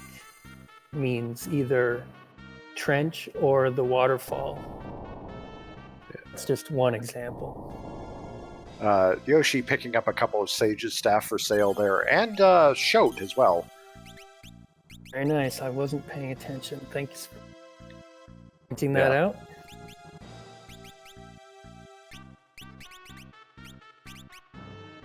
Shote will finally enable Yoshi to try for some of those instant kills. Yeah, very nice to have. I would rate Shote as one of the best summons in the randomizer. Not the best. I would say Odin is better and Gollum is really darn good, but Shote, there's a lot of bosses that can be petrified, and Shote has a nice high hit rate. Yeah. Like I kind of joked about earlier, a lot of the bosses that you would fight before you have the ability to petrify things are not actually coded to be resistant to petrification, so it works on a surprising number of things. I really love that about the rando. I mean, you do have to dig into, say, well, I use the algorithms FAQ or the algorithms guide to look at boss weaknesses, but it's really fun to be able to exploit boss weaknesses in the rando that you just can't exploit in vanilla. It just makes for some fun plays that you can make. Yeah. Swerves on to X-Death, and we'll have to see how that goes. At the same time, I noticed Yoshi actually abandoned finishing off the Great Trench at the moment, and trying for its boss check, and instead seems to have head to History Falls, which I think we are pretty sure is going to yield a tablet or another key item, so...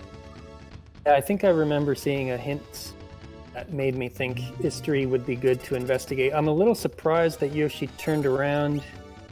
Did he check the trench boss? I don't think he did. No, he just, I think he just finished up the chests in there and just took off. Alright. Well, that's, must be, for some reason, pretty confident that it's not an important check, because that, that does take some time to go down there. Maybe he wanted to shop really bad at the last shop available to him in the game. Yeah, might have been one of the hints that we just missed amongst everything going on. Yeah, I have to admit, I did not see if he even checked hints. He probably did, and I probably missed them. Yeah, Swerve's going to have I think, a much more difficult time here with X-Death due to not being as reliant on Drain Kiss, and It looks like it's a little rough here. He doesn't have too many buffs up from Chemist. He's got that Doom countdown going on his Dancer. There's a one-sword dance. Yeah. If you can get another, I think she's gonna go down before she can get another one in. He is in phase 2, so he's not in terrible shape. He just needs to survive and win the fight by any means necessary.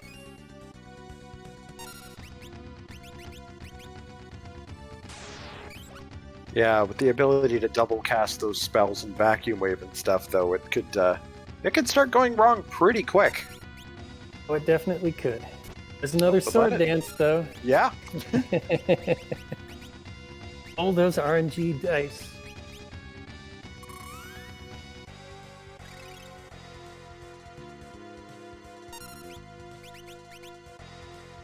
Yoshi is running through the Mystery Falls area, picking up chests. Dark Matter is a nice find when you have Chemist. Dark Matter also sells for 15,000 in the current build of the randomizer, which is a lot of nice money if you don't have Chemist. And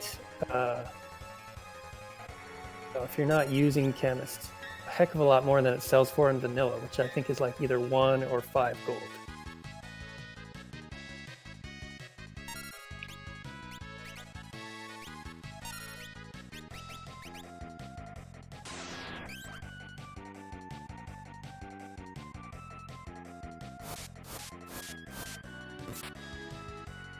Ooh, the double attack on Swerve, but I have a feeling it was that immune to ring. one of those elements. Yeah, yep. Something let him survive there, which is always nice. Ooh. Let's see what Yoshi's going to have to deal with in Leviathan's place.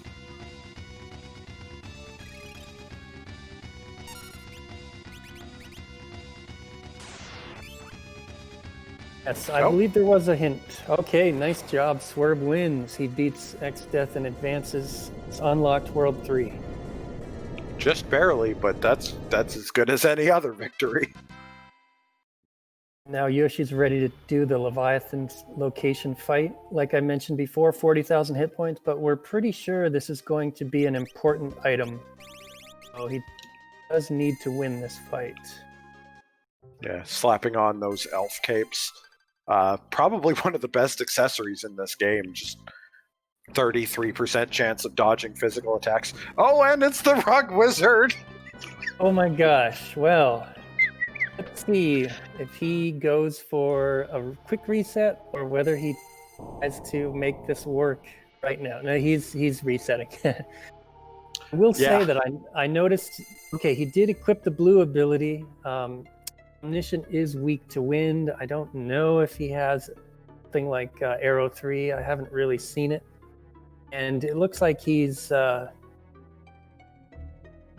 to think about what to do next. Because we think this is a key location, an important location. Beating Omniscient without certain things can be very difficult. Yeah, especially in like a really high HP location like that. That is a rough fight. Our players are not exactly packing like high level offensive magic access at the moment to just do it the traditional way either. Yeah, to put this in perspective for people, Omniscient in Vanilla and Fork Tower has 17,000 hit points. But at the Leviathan location, he's going to have 40,000 hit points. Also has Inherent Regen, Shell, and Protect, which if you cannot dispel, means that your damage output is just getting nerfed every time. There's some strats, of course, to take him on, but I haven't necessarily seen anything obvious that our players have gotten that is going to make that fight trivial for them. You know, I thought Yoshi had abandoned ship on that, but I think it's that Yoshi forgot to save before the fight, because they're fighting a panda again. Yes, Yoshi is fighting a panda, and that is the guardian of Mystery Falls. So Yep, looks like he may have made a mistake and the save point. It's right on the way. He must have tented but forgot to save or something. That's too bad. Yeah, it happens. Still generally has a bit of an advantage in the lead at the moment, but a couple more mistakes like that, and Swerve could start catching up pretty quick.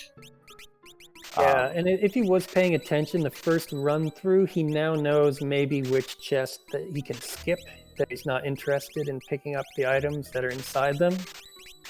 Usually what happens to me, though, is if I forgot to save and then I reload, I don't even remember what the heck was in the chests. But we'll see how many he opens. Yeah, that's basically how I function, too. Let's see. See, Swerve buying Flare Spellblade, which is a great Spellblade. Deciding what else to buy in Mirage. So many good things. I think he's writing down some of this stuff in case he needs to come back for it later. Yeah, I don't think either of them have access to level 6 white or black magic, so not picking those up right now is a valid option. It does mean a trip back if they decide they want it later. Oh, that shop is Bahamut and Leviathan for high-level summon spells. And they do have access to Summon 5 from the Sealed Castle. Yes, they do. So in the last practice run that these guys did, Summoner was a really good carry, and I personally like Summoner as among the best jobs in the Rando. So if you can get a hold of summoning and some of these great summons, that can do a lot for you to finish off the race. See if they go in that direction or not. Yeah, I think I did see Swerve buy Summoner, so that's quite possibly. Because at this point, you have to start thinking about how am I going to deal with Neo-X death, and the answer to that, whenever you can get away with it, is generally AoE damage. And not much beats Summoner on that front. Yes, AoE and a couple insta-kill possibilities as well with Odin and Shote. So it really can handle a lot of things. Plus the safety of Golem and Carbuncle. It's like really covers a lot of bases for you. Oh yeah. Somebody in chat's asking rainbow what? There's a rainbow armor. Some people call it rainbow dress, which increases sword dance chance. That might have been what you saw. Can't think of anything else that's rainbow in the game. Yeah. And yeah, the X-Zone sword is a chance to proc the X-Zone insta-kill spell, 1/3 chance when it hits. That would be something that could hit a non-heavy enemy only. It also has to pass the magic hit check and the magic evasion check, so it doesn't hit all that often, but it's still a pretty good sword. It's going to have good stats on it for damage output, and then the X-Zone proc every once in a while is just a nice bonus.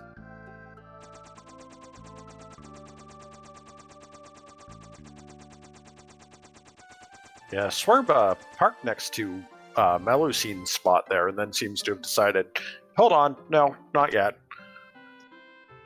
I gotta say, when there's towns out there that you haven't visited, you worry that you missed something important. Like that gold hairpin. Yeah, like that. It's expensive, but it's really, really good. Yeah. And it could be the difference. Yeah, especially now with Swerve opting to put in a Summoner. The gold hairpin halves MP costs, and Summoner's MP costs are extravagant on high-level summons. So being able to half those costs makes a huge difference. Yes, I agree. On the other hand, in the randomizer, when you're not doing many random encounters, you're saving your MP just mostly for these boss fights, and there's lots of ways to a pot or use a tent or cabin outside of each of these locations. I totally still tend to roll with gold hairpin if I ever find it. So you can do like 2, sometimes even 3 bosses without refilling MP, but you definitely don't want to get into a situation where you run out. Yeah, it also helps a ton just with the length of the Neo X Death fight, and even just in the Void being able to go for like 2 bosses without having to return back and save up. So Yoshi's returned to Rug Wizard, hopefully properly armed for the fight this time. Let's see how this goes. And Swerve is fighting Gilgamesh 2 at the Marogene location, which is a 20,000 hit point location. Shouldn't be too hard for him at this point to take out this boss. I definitely think that Yoshi's screen is the one to watch at this point. He's got at least Fire 3. Let's see what else he's got to blast this guy down with. More Fire 3, apparently. Fire 3 on everyone. As you can see, the shell is reducing Fire 3 damage, so this is going to be a long, slow fight. Oh, he does have Arrow 3. It's hitting Omniscience weakness, and it will do more damage. 1232, I'm not sure if he's able to boost it or not, but Arrow 3 is actually even better than Fire 3. I think his Time Mage must have a Flame Rod. It's got at least one to boost Fire 3 with. Looks like it might be just that one, though, so... Yeah, and I don't know if Arrow 3 is actually being boosted. I think it would do more damage if it was being boosted. He doesn't have an Air Knife, or he doesn't have a Wizard Rod on Ferris.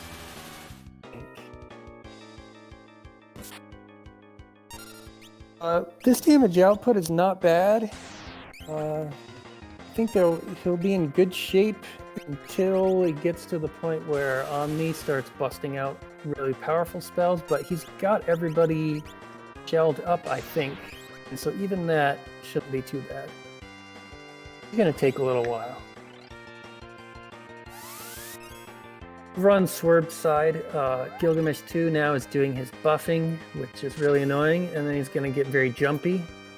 I think will be okay with Chemist, but as you can see, Gilgamesh gets all kinds of turns after he has hasted himself. So it can get a little bit tight.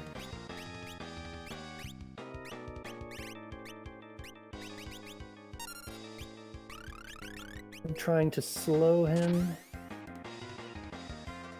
Being jumped on again. King Kiss to the rescue. Now that is with Gilgamesh 2 does have Shell on, so the Drain Kiss damage is halved.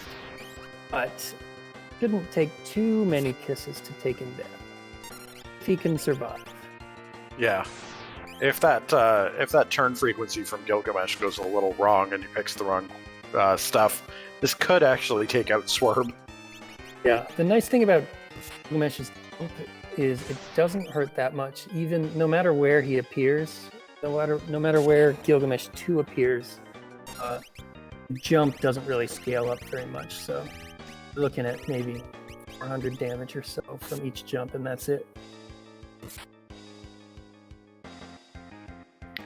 Also, back on Yoshi's side, if you're unfamiliar with Omniscient and kind of wondering why not just a bajillion Drain Kisses and stuff, anything that doesn't fall under traditional magic, Omniscient will counter by just casting the reset spell and restarting the entire fight with him.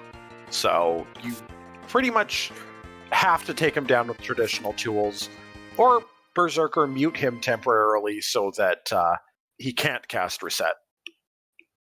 Unfortunately, Swerve died. I actually think he might have run out of Chemist X items in the middle of that fight, so he's probably going to go shopping for more. Unfortunate when you just need a few more Drain Kisses, but you run out of Turtle Shells or Maiden's Kisses. Yeah. I mean, I try to buy, if I'm rolling with Chemist, I do try to buy 99 of each of those items.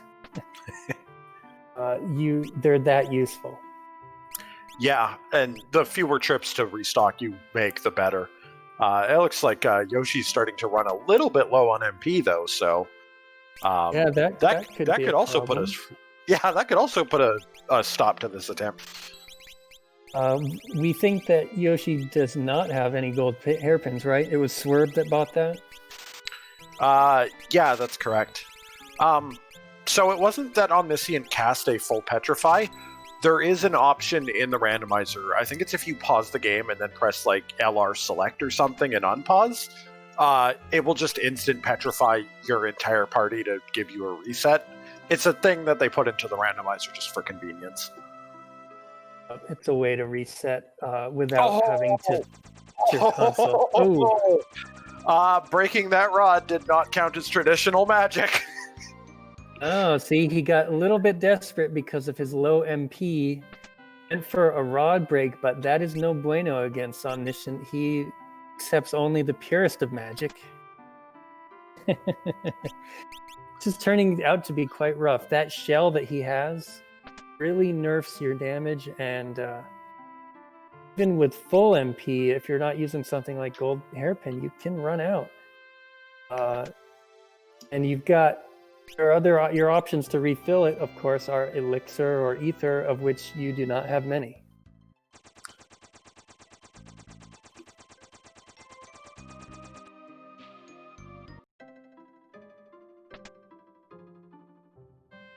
We have a nice long list of things that are not magic in this game. Thank you, adversary.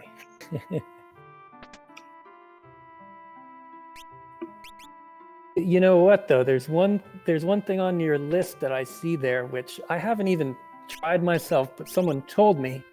You can try to steal from Omniscient, and it does not make him cast reset. I could be wrong on that, but someone did tell me that once. He's got like the Ornago jar, so it's very niche to even try that, but I think it works. Yeah. Going into the void. Probably we'll have to see if that was an accident or... Yeah, we'll see. If he leaves immediately, it was an accident. But if he goes in, probably going to raid treasure chests. I think you can grab like 7 quick high-tier treasure chests as long as you have 1 tablet. If you have 2, you can grab even more. You can go a little bit deeper in before getting any bosses. So it can be a good thing, a good plan.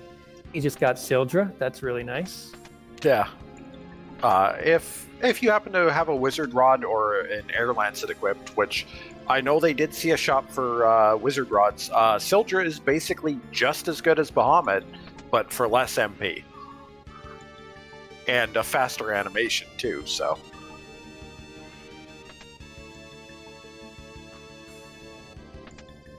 Okay, so he's actually going 2 tablets in. He grabbed the first 7, now he's going for more.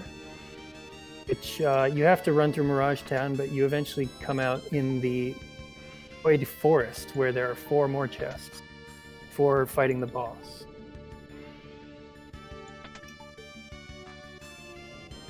Yeah, the boss fights in the Void will never carry key items. So this is technically, potentially, some time being sacrificed here. But if one of these really good item checks happens to pay off, that could make a big difference, especially with the fact that we know there's a pretty high likelihood that Omniscient's actually going to be important, and at this point, Swerve's going to be much better prepared for it with Summoner and all. I saw Dimension 6, and I also saw the Mirage Vest. Those are 2 good things. That's definitely not a fruitless trip into the Void for Swerve. He has Time Mage. He can cast Meteor if he finds it, and all the best time spells that he manages to find.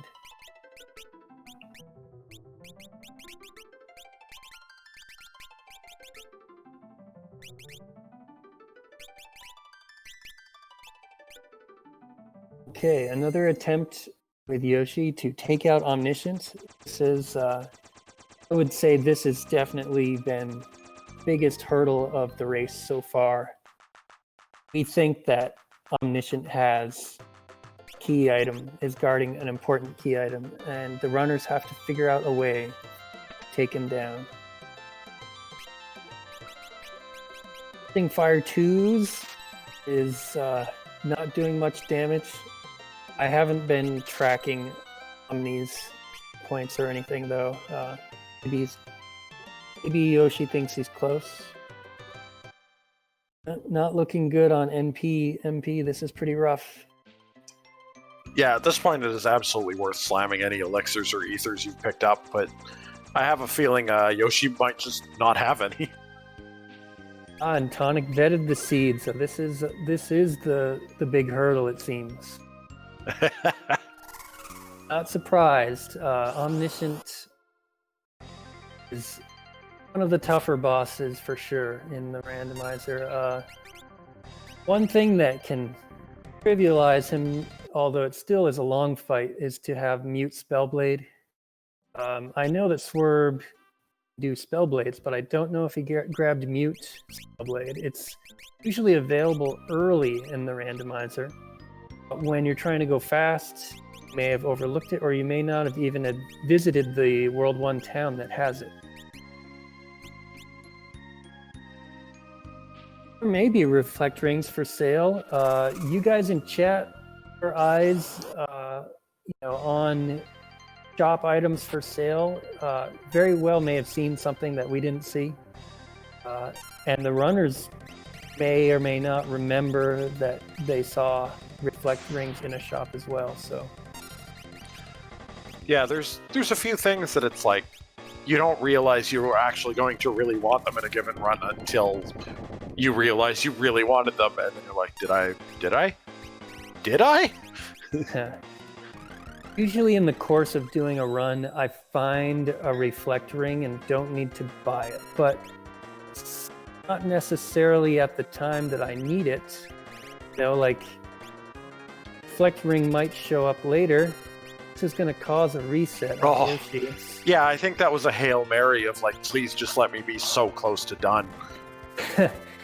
Yes, because Light Staff doing Holy is nice big damage, but was not enough, unfortunately, and he had no MP, so had to try. Alright, well, time to and come up with a better solution. This is pretty rough. And Swerve is taking on Gilgamesh 2 again after having found more powerful gear and done some of those treasure checks in the void. Now he can do more damage. Still gonna have to deal with that buffed up phase, but he's X-magicking with Leviathan and such with a gold hairpin. I think he's gonna be okay.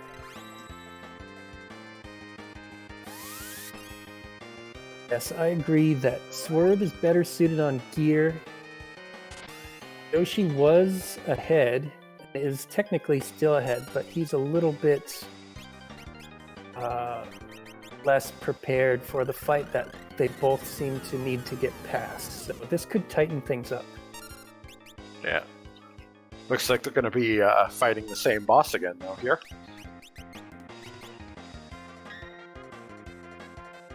Uh-huh. Simultaneous Greg, too. Oops. Happens sometimes. Yeah. The thing with chemist mixes is they always default to your own party as targets, even when they're offensive abilities. So failing that input, and you want to do those inputs pretty quick because you're going to be doing them a bunch, but failing that input has fatal results. Yes, as Swerve wins the fight and gets the third tablet. Okay. It's 3 tablets down.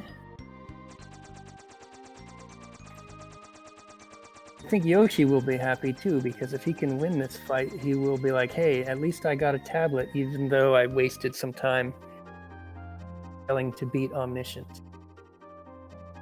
Herb looks like he's going to Sunken Walls Tower, which is the go-go location in Vanilla. It has a boatload of HP, 47,000-ish. Oh wait, I think I am in the wrong location. That's they're off to Istri as well. My bad. I saw the sub go down and I thought it was a different spot. But no, he knows to go to Istri, so Swerve is now going to run through this dungeon and also come across Omniscient. We'll see how well he handles the fight.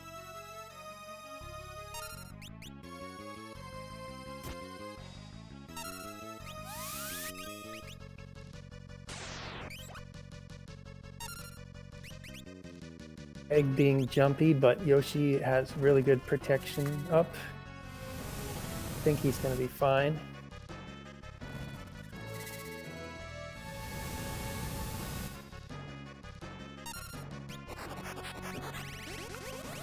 Yeah, one advantage Yoshi does have against most things is that by continuing to rely heavily on Chemist, like, that does take care of a majority of your healing, so The if it's ability not to in do danger of damage. instant killing you. Right, you don't do this on undead bosses, but there's very few actual undead bosses to worry about. So you can Drain Kiss, heal yourself, and do damage at the same time. It's very powerful. Or beats a panda, only his dancer dies, no big deal.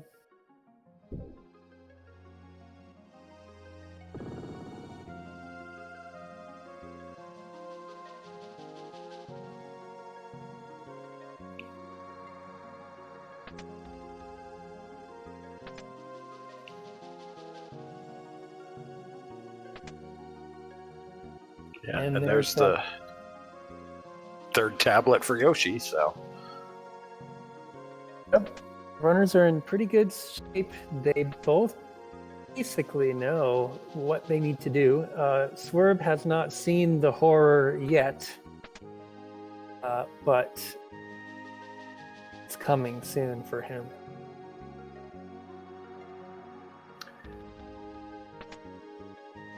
yeah, See, Yoshi opting to pick up Summoner and start cracking down on that.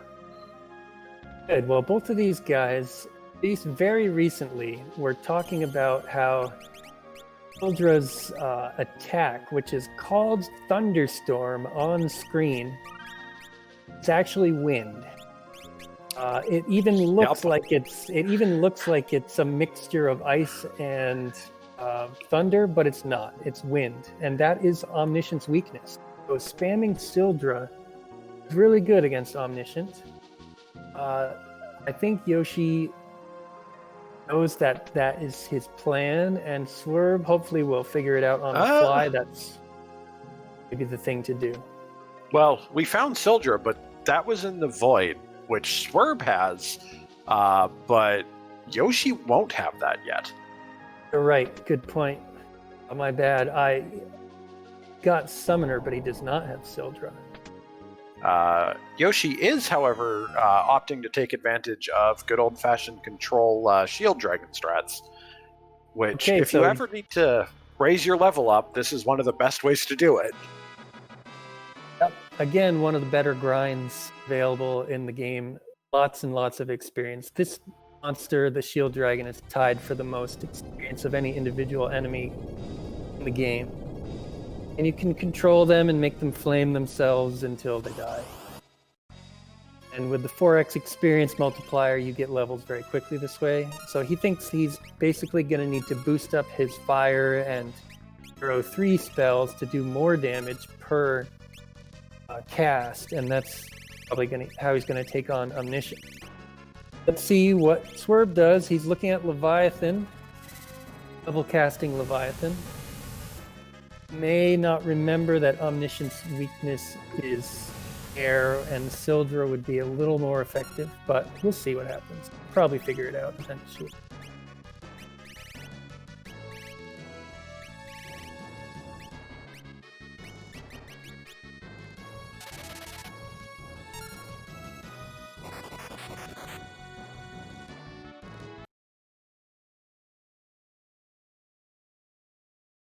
Yeah, Swerve thinking about that fight and just going like, you know what? How about I just come back to you in a moment? Well, yeah, he's going to re-gear. I don't think he's going to leave the falls. Yeah. He's going to put a bunch of summoners together, I think, is probably the plan. Or at least, 2 or 3 of them. Yeah, Omniscient is definitely one of the bosses you most fear getting in a high difficulty spot like this, but Swerve definitely has the tools to do it. It's just a matter of actually putting those together and doing it. I haven't looked too much at player levels. Swerve's looking at about level 30 on 3 of his characters, and then Lena as the dancer kept dying, so she's down at level 22. Should be doable for him if he's got he's got a good damage output plan. He should be fine. Yoshi, I don't actually know his levels. He's gaining some more right here, so we'll see them soon.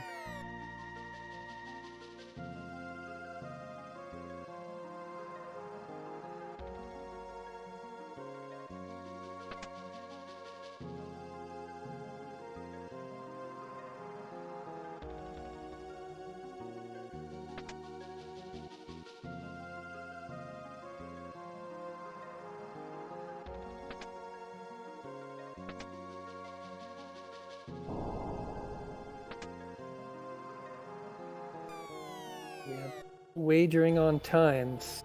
Sometimes. We'll chat. I will say that 322 for these guys would be a really nice time. I think their run yesterday was a little over 330. And their estimate for the whole thing, as you can see on screen, is 4.5 hours, but I think they've gotten good enough since putting in that estimate that they'll probably be well under the 4.5 hour mark. Yeah. 4.5 is generally the kind of time where it's like everything has gone wrong and you've had to check every single location. Yeah, and they gave that estimate just in case everything did go wrong, but things have gone pretty well. Yeah. If Omniscient turns, if Omniscient does actually lead us to our final tablet, like we think the hints were pointing us, it could probably be around like the 3 hour mark. Okay, Swerve is using Sildra and he's seeing good damage. So I like his chances of winning this fight here. It's magic Sildra for over 5,000 damage just from one character. Pretty nice. I think this could be where Swerve takes the lead. As long as this actually is an important key item, and we're almost positive it is. It'll be pretty interesting if it turns out that it isn't. We'll say one thing that makes these runs a little bit longer than some people might think is, even when you get all 4 tablets and it's go mode, you have to do a boss gauntlet through the void to get to the end. That's, I believe it's 7 bosses. And while they're not all required, 2 of them guard save points. You probably want to kill at least 6 bosses. If you want, and if you get the last save point, it unlocks warp shard location at the last save point. So you could leave the void, do any shopping you need to do, come back, and then do the final fight. It's really convenient to get the last save point. But I'll tell you, from watching these guys prepare, both of them usually skip the final save point. Yeah, it's a lot of HP at that last location, which can cost you more time than the save can, save you. But also, sometimes Neo-X just goes horrifically wrong, and that safety can be really helpful. It's a decision to make. If you happen to get a boss that you can insta-kill, it makes it really quick. If you don't, you have to burn through all of their 65,000 hit points, or whatever. I think it's 65,000 at that location. Yeah, it's something ridiculous. Yeah. So, but it also takes a lot of guts to not get the save point and go straight for the final fight, because if that goes wrong, you're losing even more time. Yep. We'll see what they do, but what I've seen is in almost all cases, they have been using the Void Castle prison save point as their final save point and been going straight to the end, rather than doing the final save point and getting that extra warp shard point to go and shop for something they might be missing for the final fight. They probably going to just try and be prepared before they go into the void at all, so they never have to leave. Yeah, that's definitely preferable. Things starting to go a little bit wrong for Swerve here. Yeah, 2 people down because Omni is has pulled out the big guns, and looks like his one Summoner Ferris there is mostly out of MP. So, oh my gosh, basic bolt. Double casted. This is rough. Lena is singing. Oh, Lena is singing and could not help. Oh, that's so rough. He must have been really close to winning if he changes up his party at all. Yeah, a lot of hit points. 40,000 hit points, plus he has regen, so he's gains a little bit throughout the fight. Not a huge amount, but that does cut into your damage a little bit. And no one has White 6 or Dispel as far as I can tell, which would really speed up the fight as well. They're having to go through Shell status with their damage. Like I said, Sildra is effective damage, so that's really good. But that's about the best option you've got. And then you do need to... Usually what I would do is try and put up Carbuncle when the big spells come out.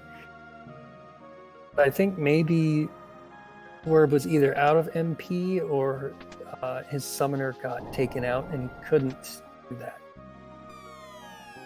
Maybe he doesn't even have Carbuncle. I think I saw it on the list.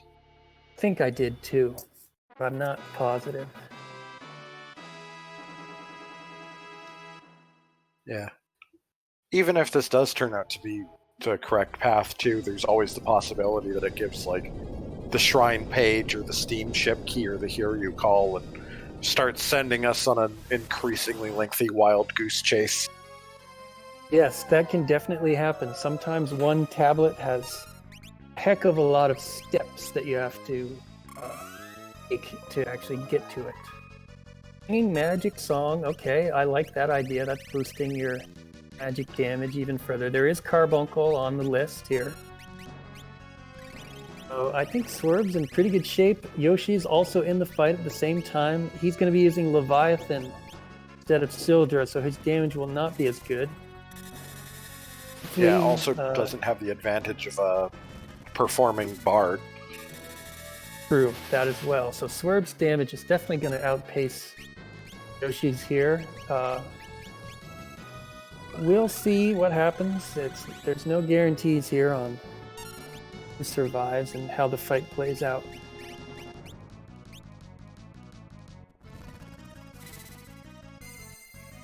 Okay, I don't think I saw Yoshi go back to pick up any ethers or elixirs either. Summoning Leviathan instead of Sildra is going to eat that MP real fast. Yeah, higher MP cost. I am definitely worried that he could run out of MP. I'd put up Carbuncle probably way too early, but I think he's just getting in practice for doing it later. He just to, sort of a safety move. It's going to wear off eventually, and then he'll recast it again. But wants it up once Omniscience hit points go below a certain value. He's going to start casting some much stronger spells, and you want it up for that. Yoshi also checking out Bahamut damage. He's just looking for something that hits hard. MP costs are definitely going to hurt him. See if he can make it through.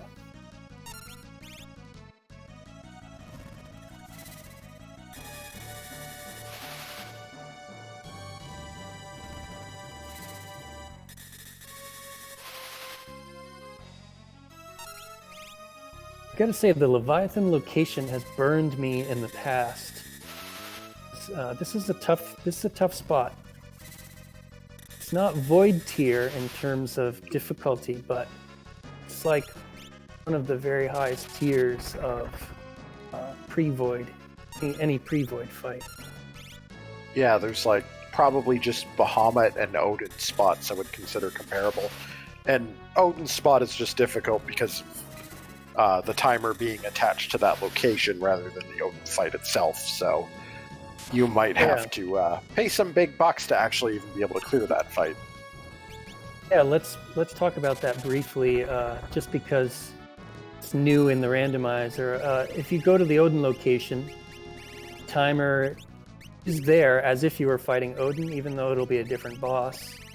Depending on who they are and how much they talk, that timer could be a real problem. So what you can do if you need to is pay the guard right next to the save point, the Bow Castle basement. And oh, Swerve just won. One person alive. Hey, let's see what he gets. Lots of experience on that person. I think that was the cap. Oh, and that is the Second last tablet. Okay, so Swerve has all 4 tablets, can work his way through the void now. That is sort of go mode, at least it's what we would call it in this randomizer. Anyway, you can pay to make the timer go away if you're doing the Odin fight. It looks like these runners probably won't be doing that fight, so I just wanted to mention it for people who might want to try the randomizer. If you get a rough enemy at Odin, you can pay. Is it 25 grand? I think it's currently 50 grand actually. Like it's pricey. Yeah, I think it may have been originally 50 and then reduced in price, but it's hefty, but usually by the time you would visit that spot, you should have a decent amount of gold. So it's really not too expensive to pay for the extra time. For no timer at all, I should say. Oh, it looks like Yoshi ran out of fuel again. Yeah, unfortunately, that's kind of what I expected because the damage he was doing just wasn't good enough for the amount of MP that he was spending. But he's going to go for it again. I mean, he learned something in that fight. I'm sure he'll be more efficient this time. I don't think he has Sildra yet, so he's have to see what he's going to try this time.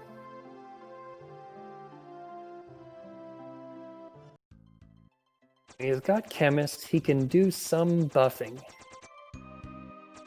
If he's got a mixed chart, which I have a feeling that he only uses a handful of mixes that he's familiar with, but if he busts out a mixed chart, he could do something like Elemental Power to boost Leviathan damage. He could boost level on people doing the Samson Power or Dragon Power mix. Or he could just be a little more efficient and stick only to Leviathan, and maybe that would be enough. Leviathan and Fire 3 don't have huge MP cost. They're pretty high, though. Especially Leviathan.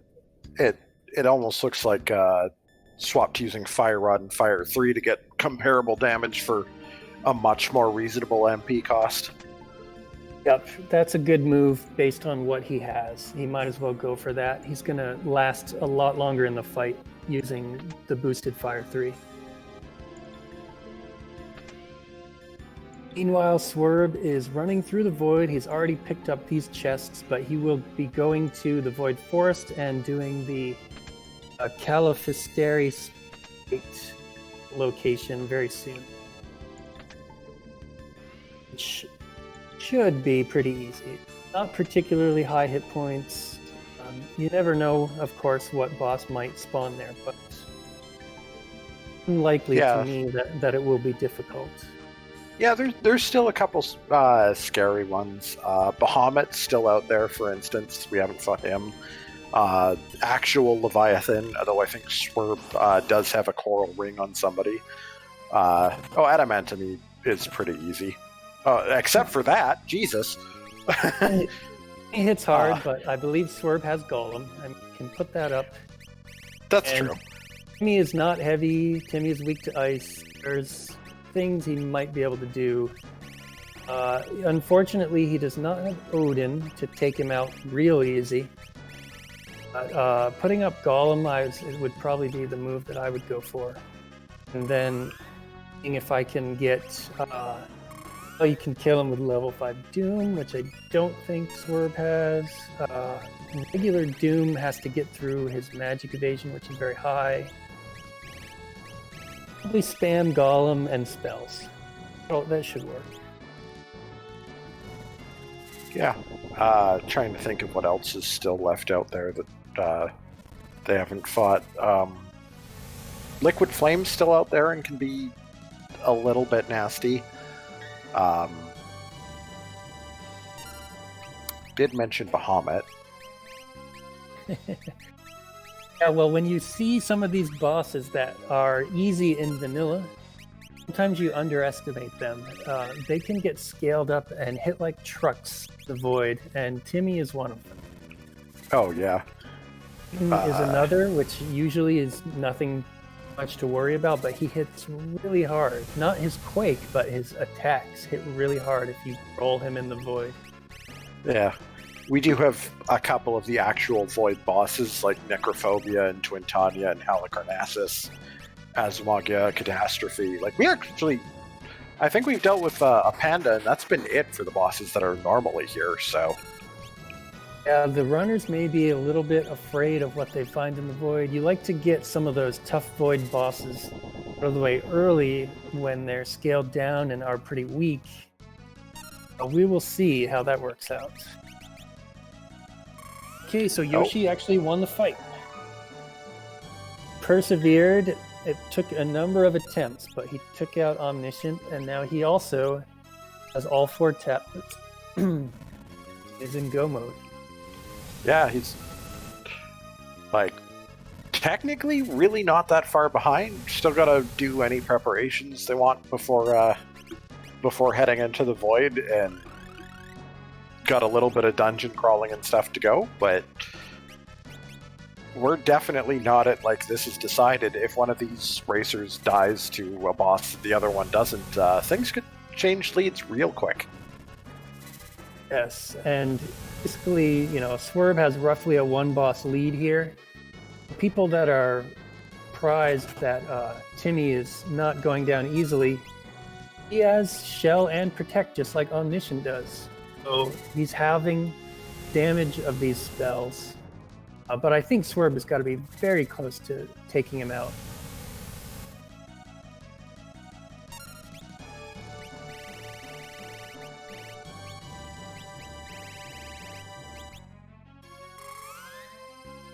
I'm blanking on the hit points of this Hysteria location, but I want to say it's less than 20,000. So he should be done pretty soon.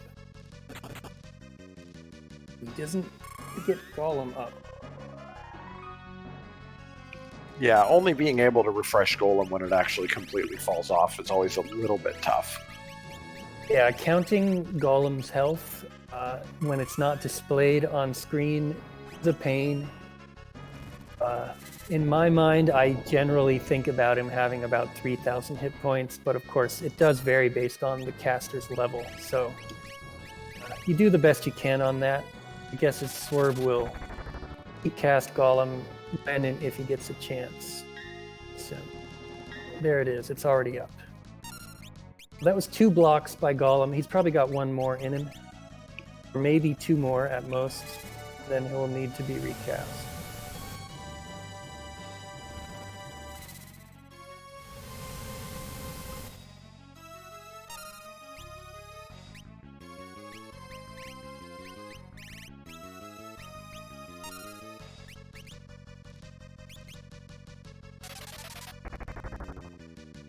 We're a little bit concerned about his MP here, trying to conserve it on Ferris, I think,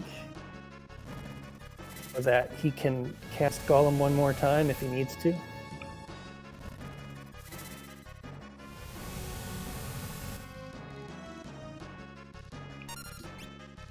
He has still not gone down.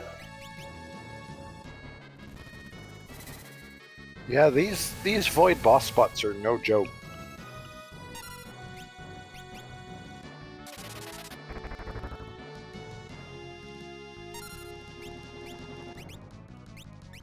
And Kara is out of MP, which means can't use Golem, and 2 people have gone down, so he may have to YOLO. You know what an option is that I see now, which is not something you would think of right away? Herb has the Condemn spell. The Condemn never misses. As long as the target is not heavy, and Timmy is not heavy. So you could condemn and put up Golem and just wait it out. Honestly, that is actually true. Also, if he ends up having to fight it again, he does have Mighty Guard. Putting up Protect does affect the damage that Golem itself takes, so it will last about twice as long before falling off, and provide a pretty nice barrier against just getting one shot when Golem falls off like that. Yes. Really unfortunate. I swear Swerve's been really close to killing this boss. He's struggling to finish it off. Oh, possible bone mail again. No, okay, it was just dual cast, waiting for full spells. Remind me. Apparently, maybe he drank an elixir or something. Yeah, I think he actually did give up and use one of those elixirs. Yep, you hate to use them, but there you go. It was worth it. Okay, so Swerve gets by. Yoshi is trying to petrify, but that does not work against Timmy. He's trying some things. It works. See how much trouble he has with this boss, because it gave Swerve some serious problems. I'll lock in chat mentioning that Lena actually survived a fight and has gained 2 levels. Good job, Lena. This is like vanilla. She's always down.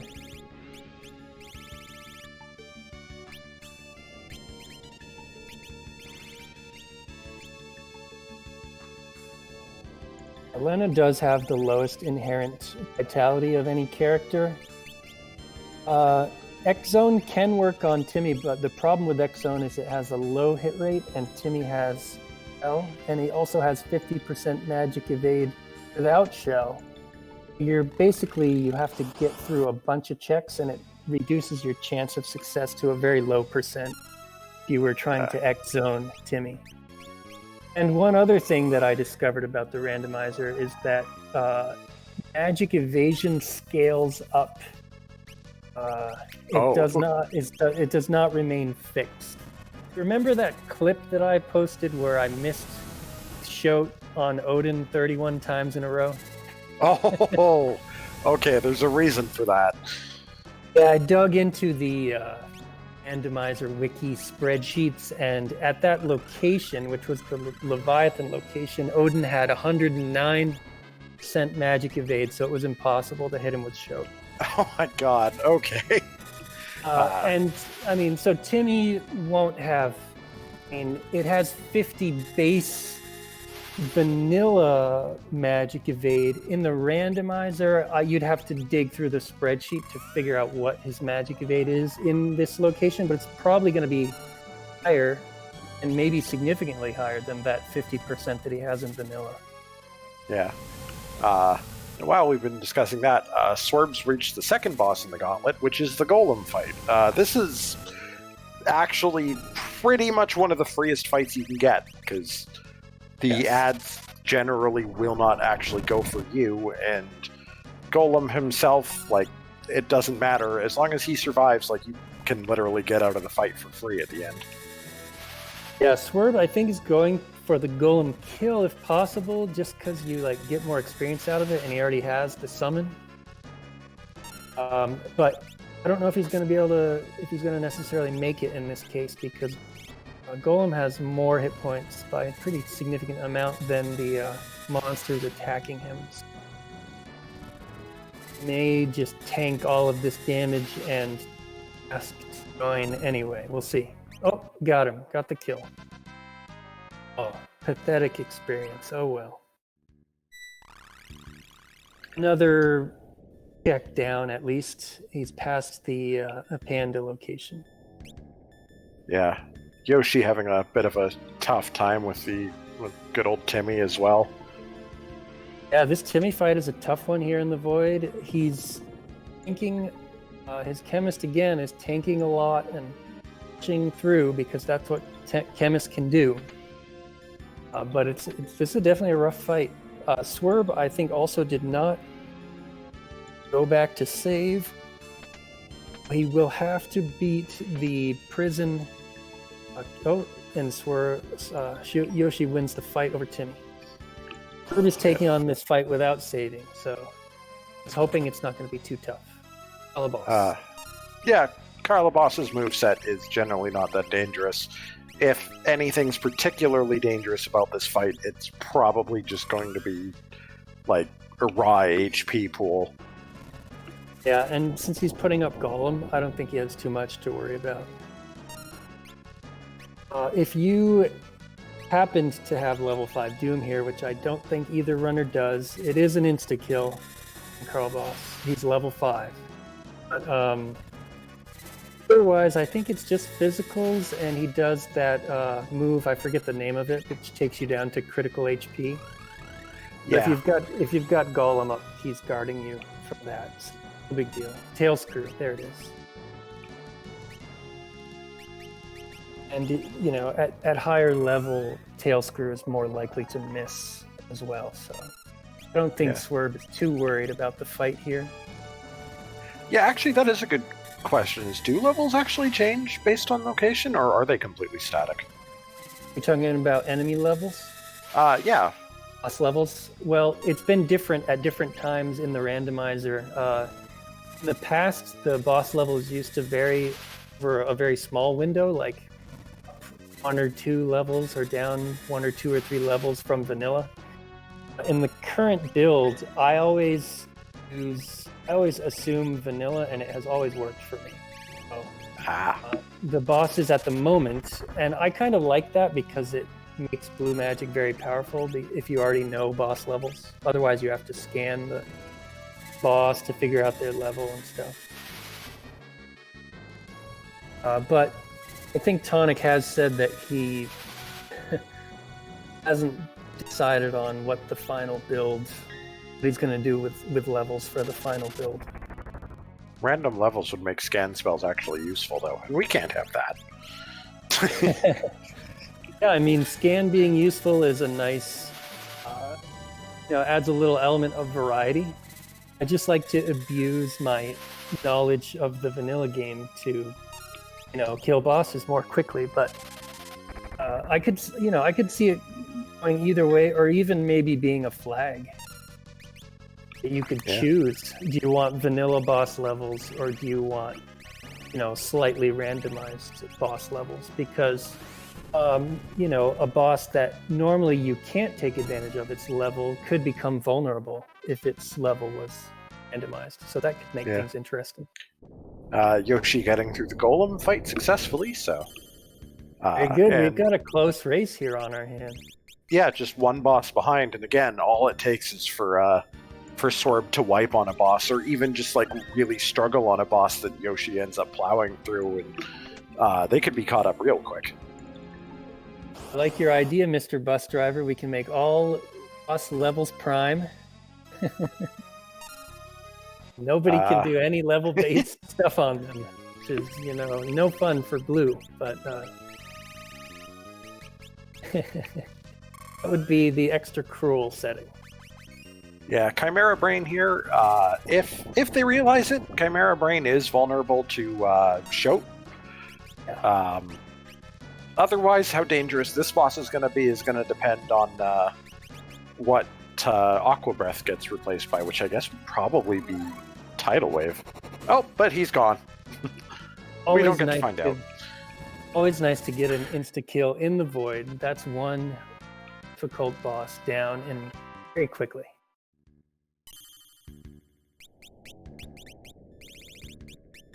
All right, so let's see. We've got a minimum of 2 more boss fights for Swerve.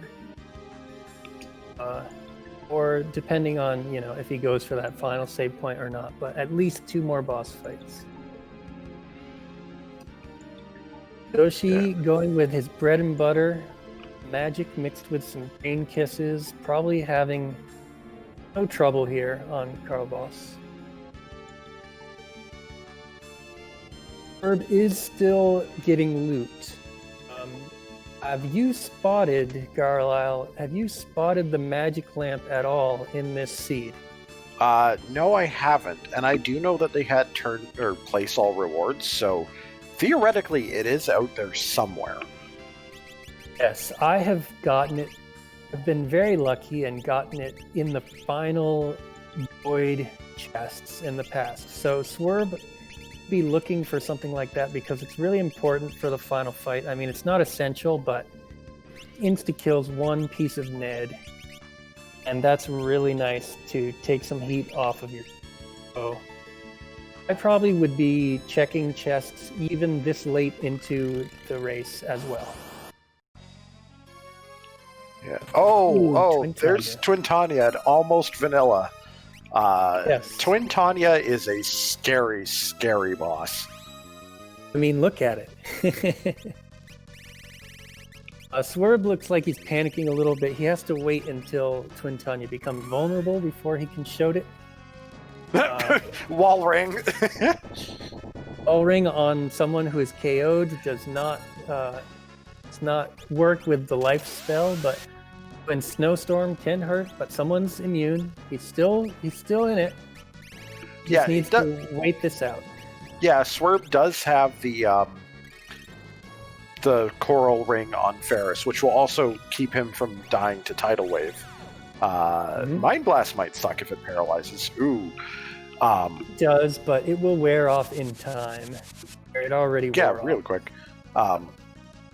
So as long as he can last long enough for tidal or this assault to finish, he can just show Twin Tanya and just move on. He should be fine. At this point, you pretty much can't lose. The chance of Shoat missing is almost zero. Oh, there it goes. Nice. Okay. He gets the win as Yoshi gets the win. Doing the same... I assume he showed it. Chimera Brain. Yeah. So once again, only like a solid one boss behind here.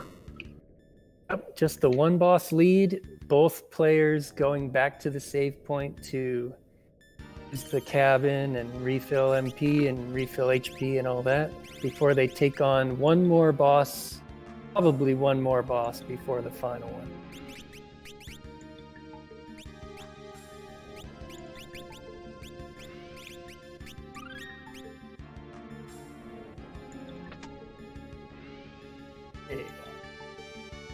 Yoshi going for Drain Kisses.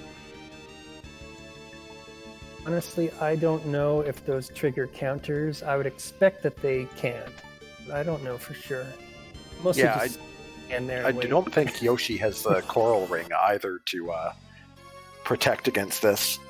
Okay, that's the physical counter. Physical counter, tidal wave from a Drain Kiss. So that hurts. Yeah. So we're fighting Crystal Guardians. These guys can hurt, especially in this location. Yeah, their attack power can scale up surprisingly fast, and then each of them in their berserk phase can also get really messy. Like, yeah, this is a tough fight. Scary. We're putting up Golem is a great start to safety, but he needs to think of a way to potentially to kill or focus these guys down one at a time. I know that Yoshi, in one of his practice runs recently, did a really cool strat, which I'm not going to reveal, for fighting the crystals late in the run. We'll see if he goes to it again when he fights them. Herb, really wishing that he had Odin right here, who can actually slice through the crystals in one shot. Relying on double cast Leviathan, which is definitely good against 3 of these crystals. Now, if you were doing the math here, this is a 50,000 hit point location. That means each of the crystals is going to have like 12,500, I believe. That sounds like math. Right, and they also go into madness mode, casting spells on you when they are below. Well, in vanilla location, it's below 3,000. So if you were really smart about the way that you used your dual cast summons, you might be able to wipe 3 of the crystals without facing any magic. But I personally, even just watching, am not mathing that out in my head quickly enough to guarantee that it would work. What I would probably do is queue up a couple summoners to try and get a bunch of their attacks out at once and hope that that did enough damage on like the second or third round to take them out. Okay, so he got two. He's got one in the back that is very, very weak that he needs to take out. Don't use arrow on it because it's the wind one. Oh, That well. it may not have hurt him. We'll see. He's still fast. He's still getting in damage here. So. And let's see here what Yoshi does about Twintania here. Well, yeah, he should be just about. Ooh, he got Giga Flared. That might be a wipe. Oh. That is one strong spell. That was through Shell and protected everything because he did not time the fight right. Or maybe he didn't have a plan for the insta-kill when the time came. So he's going to have to try again. And Swerve does still need to take out this last crystal. It's only one crystal at this point and shouldn't be nearly as scary as having to fight all four at once. Yeah, I think Yoshi just came into that fight without really any of the instant kill tools on hand, so. Yeah, probably so. Did have Shote from the previous fight, I think, but he might have switched his jobs and abilities around or something before he went to that next boss location.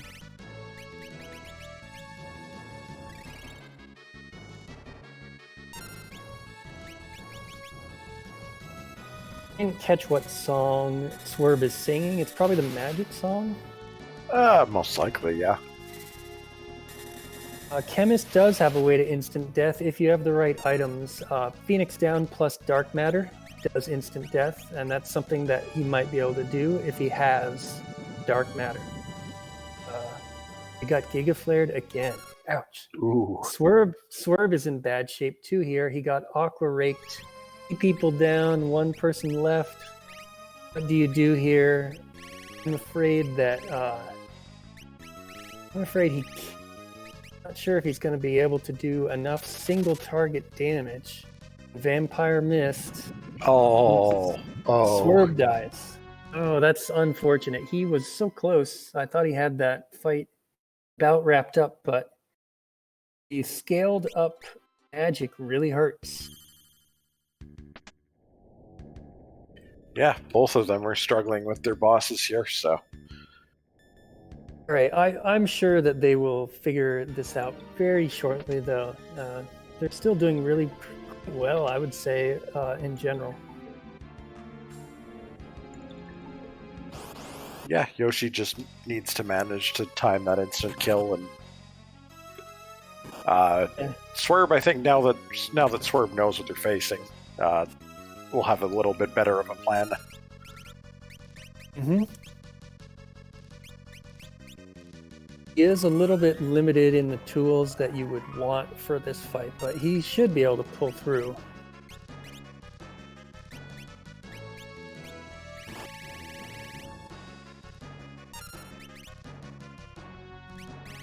I'm certainly not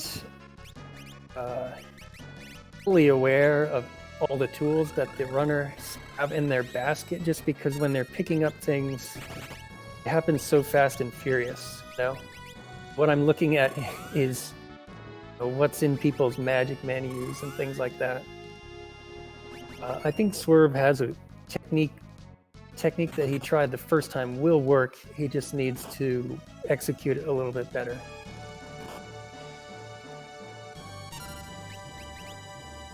Yoshi going for... Not sure what his plan is. He's buffing up like heck.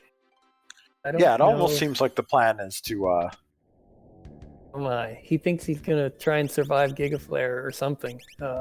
Yeah. It's not going to happen. That is just strong. I know that think Yoshi likes to not have a lot of information up that he can reference when he's running, and he goes by his knowledge of the game. But there's just so much to know about this game that he's either forgetting or be a lot of different things. Stress of being in a race. He's just having trouble remembering how to beat Twintania. It definitely does happen that like Twintania's vulnerabilities drop a little bit before that message, but once that message shows, like, you'd better have somebody on a full ATB ready to act and get that instant kill, or that's it. Absolutely, which is why I was saying earlier that typically what I do is to sit there and wait, and I'll heal if I need to, but I don't usually bother attacking as long as I have a way to insta-kill. That way you've got people with full ATB ready to go. Okay, so Swerve is going a little bit more MP efficient, using Sildra instead of Leviathan for... actually, it's a little bit less damage because I don't think he's got a good way to boost it. But he's... I will say that saving the arrow piece for last could be better. That's actually the fastest one of the crystals, but there's a variety of different ways you could go about this. I don't think there's any one particular method that's absolutely better. I don't think the wind piece uses any particularly nasty AoE move or anything, so it might actually be beneficial to leave that one for last, but... Yeah, I mean, it's Arrow 3 versus Aqua Rake. I think it's probably a little bit stronger than Aqua Rake, but like, if you do this fight,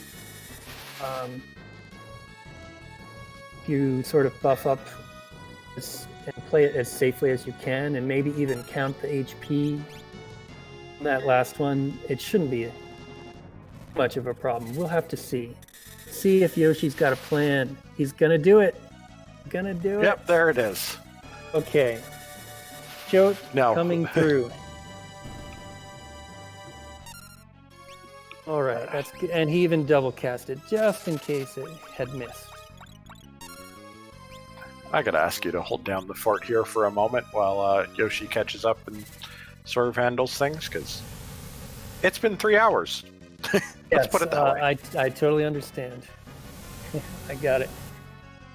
So Swerve working on this last Seal Guardian. Looks like he is buffed up. He may have buffed up using his chemist and putting shell on people, and that is probably going to be great. He's also got really good damage output, probably from having his bard sing. So I didn't catch what song it was, but it's either speed or it's look at those weak little arrow 3s. He's not worried about that now. Herb has got this one in the bag, and he's going to maintain his lead, although it is a narrow lead.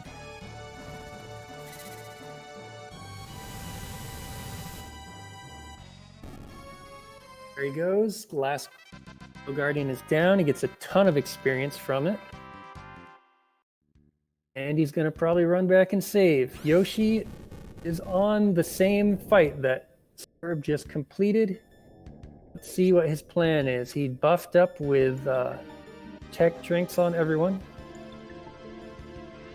He's putting up Golem to take no physical damage. Let's see what his offense is going to be.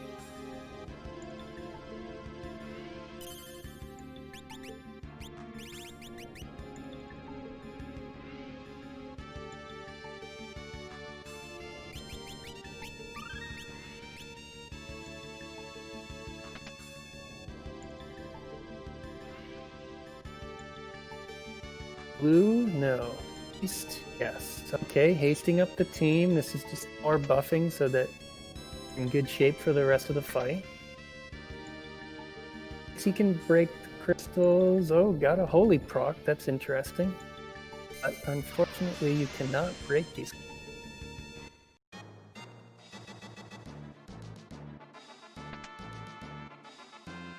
Ooh, Odin appears.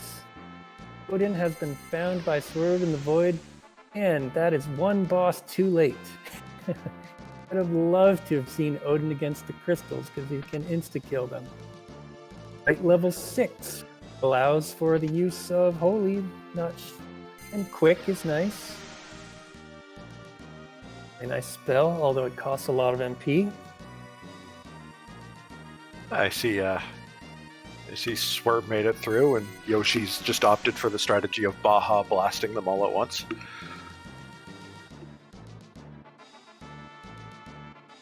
Question from chat: what causes the final Gilgamesh to show up? Gilgamesh 4 would be the final Gilgamesh that you see in the randomizer. It can be anywhere. Yeah.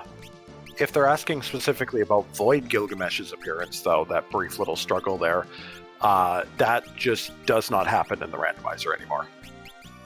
Yeah, he's just not there in the Void. Can appear in the Necrophobe fight. That's only if he gets exiled. Oh, Yoshi had a really nice, clean Crystals fight, so I think he tightened up the race right there. Because Swerve had to do it in 2 tries. Yeah, there's no Greg fight in the Void unless he happens to roll into the Void location. Yeah, Swerve's starting Neo X Death here, but doesn't really have a boss count advantage at this point, so it'll be up to whether or not Swerve's magic strong strats here enable him to get through in one go, or if Yoshi manages to catch up. Yeah, I mean, I assume that Swerve took a good look at the resources that he has for this fight, because it's not going to be easy. And I could have missed it. I did not see the magic lamp appear in the final floors of the Void. Don't think either of our runners has it, and that makes the Ned fight just that much more scary. So we'll see how it goes. You can certainly buff up summoner magic and AoE Ned's parts and do a heck of a lot of damage that way. But I have a feeling that we're going to see at least one Almagest and maybe one Grand Cross. See about that. Yeah. For those who aren't familiar, the magic lamp that we were mentioning is an item that performs the various summons in reverse order. Interestingly, when it gets to Odin, it always attempts to do Odin's instant kill True Edge instead of Gungnir. When normally Neo X Death would prevent True Edge from casting and it would do Gungnir instead, the magic lamp will force True Edge to occur and it will instant kill one of the sections of the final boss, which saves you from having to deal with the part that will just spam out stuff like Dispel and Fire 3 and such. Yeah, it's got some nasty magic, and it can even petrify you, and I mean, 1 out of 4 instantly down is really nice. Yeah. Yes, Mighty Guard applies both Shell, Protect, and Float. It's a really, really good defensive spell. That will help survive something like Almagest against Ned.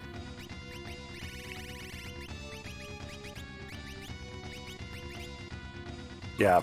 One disadvantage to how many boss checks these runners were able to skip is that they're not quite at the usual like level 40-ish range that you would want to go into X-Death on. So on top of being on largely magical classes, they don't necessarily have the HP to be surviving quite everything, even with Mighty Guard's help. Yeah, that Lena Bard hit point is so low, even with Mighty Guard Shell, she's going to die to Almagest. But it's only one character, the others should be fine and revive her. So she's doing her job here, buffing people. I love having a Bard at the end of the randomizer to sing up hats and things. As long as you've got a decent collection of songs, you can really buff yourself up and become very strong to kill off Ned with a Bard.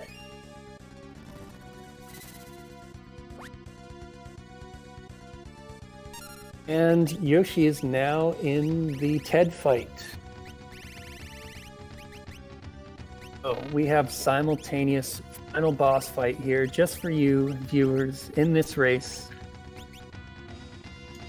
Yeah, this will be tense because like Neo X Death can go wrong very, very quickly, especially if Grand Cross finishes casting, or if like only one part survives and enters its Meteo spamming phase. And genuinely anything like that going wrong could be the difference here for who wins. So thank you for pointing out in chat that Yoshi checked the Shinryu chest and then ran away. That's it's a power move right there. Yeah, one advantage Yoshi does have is I'm noticing at least one character on there has significantly more HP available. He's going to buff the heck out of his team, I imagine, with Chemist. Oh, and he got slow to land on Tree X Death, which is always really nice. You're trying to buff up so he doesn't bug you so much.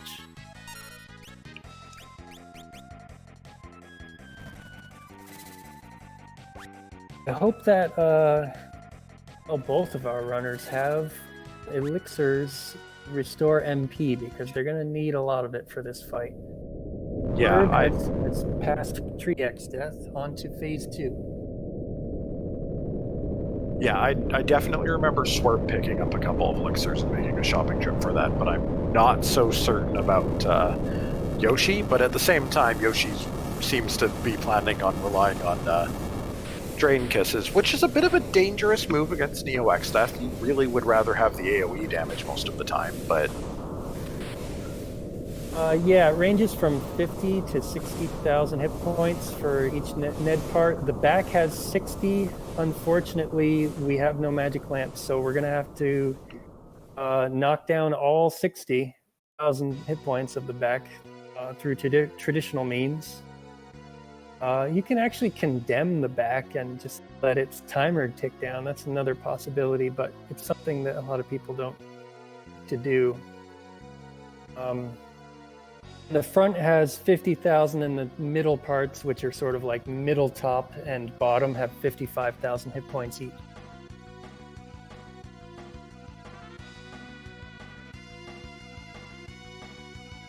Hey. Yoshi buffing up. Ooh, Swerve using Breakblade, which I forgot about. Look at this useful Lena Bard with Magic Sword. Really good planning going into the fight. He can insta-kill the Almagest part of Ned. Really nice. Yeah. Normally, the bottom part of Neo X Death is vulnerable to break, but due to a very high level and a very, very high magic evasion stat, it's extremely difficult to actually successfully petrify it. Breakblade does not care. As long as your knife swing hits, Breakblade is applied. And there it goes. 420, just as planned. That's one piece down for Swerve. He's trying to probably just go for AoE on the rest. Big damage. He has... I know he was singing.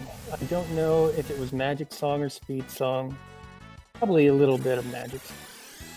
And that's Delta attack from the back. You don't like to see it. I'm pretty sure Swerve has softs. So not a huge deal. Oh, He's yeah. got 18 softs. No problem there. We'll want to reapply haste. That's what Time Mage is for. Final jobs. Going into the final battle, we're seeing a lot of Summoner, a lot of Time Mage, and Swerve going with Bard buffing, while Yoshi goes with Chemist buffing. In some ways, they function similarly, although they're certainly not exactly the same. Yeah. Seeing Summoner on Neo X Death is pretty typical.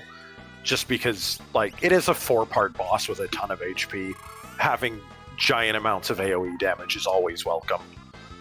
And you typically want to kill the last two parts at the same time, so that helps as well. You don't have to count damage if you can just do AoE. Just keep spamming AoE and those two parts will die at the same time. The back does have a little extra hit points though, so if you want to be sure about it, you actually do want to attack the back a little bit. Swerve is mind blasting the grand cross part of head, which is a great technique. You can lock that part down entirely if you spam mind blast on it.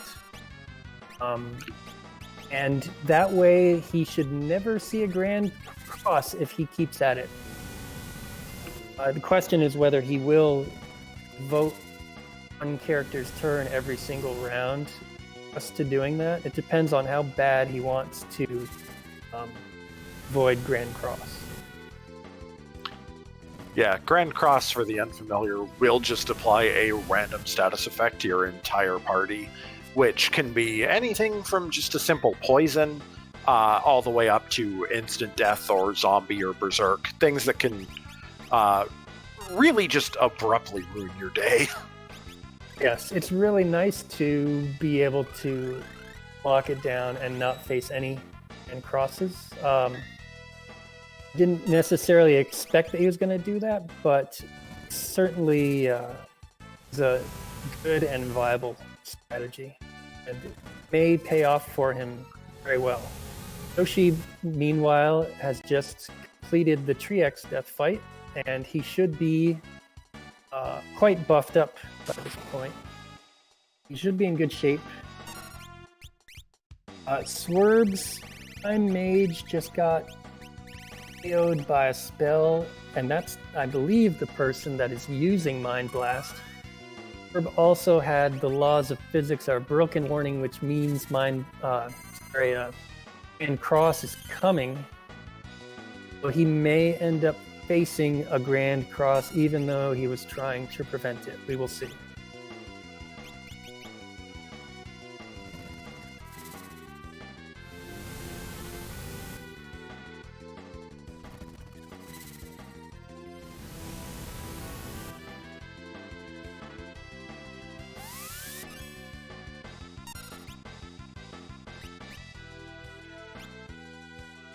Oh yeah, Yoshi's putting in like twice the damage numbers on those Leviathan casts. Okay, but Swerve does have the lead, so we're gonna have to. This could come down pretty close. Oh, Yoshi also using the Mind Blast strategy, and Swerve, I believe, yeah, he got another one off before Grand Cross happened, so now he's in pretty good shape, and then immediately that caster gets KO'd again. Sounds like a Neo-X fight. Yeah, those spells from the back are just annoying. I love to use the magic lamp right away in this fight to take them out. People actually save it for last, which is viable as well, but you have to eat those spells throughout this fight. So, it's personal preference. Yeah. Neo-X doing the shakes up on Yoshi's side, ready to Almagest. Almagest is just a big, spicy amount of damage, but thanks to having Mighty Guard, it is actually survivable. It's just going to sting a lot. Yeah, he's not too worried about it, but he is focusing his chemist on the Almagest part to take it out a little earlier than in other parts, so he doesn't have to face too many of them. Herb's Golem is putting in really nice work. It's hard to keep track of when he may need to recast it, but let's see.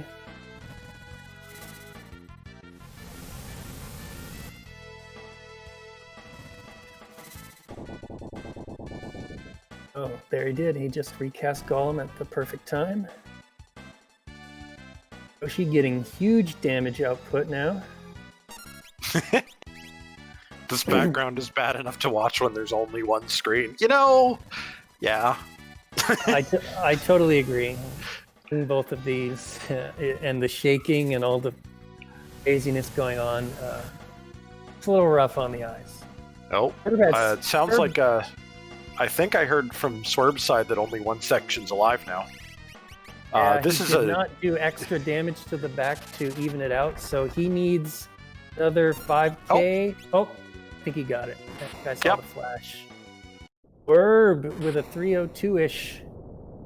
I don't have any official time in front of me, but that's what I see on the timer as he wins. Really, really nice.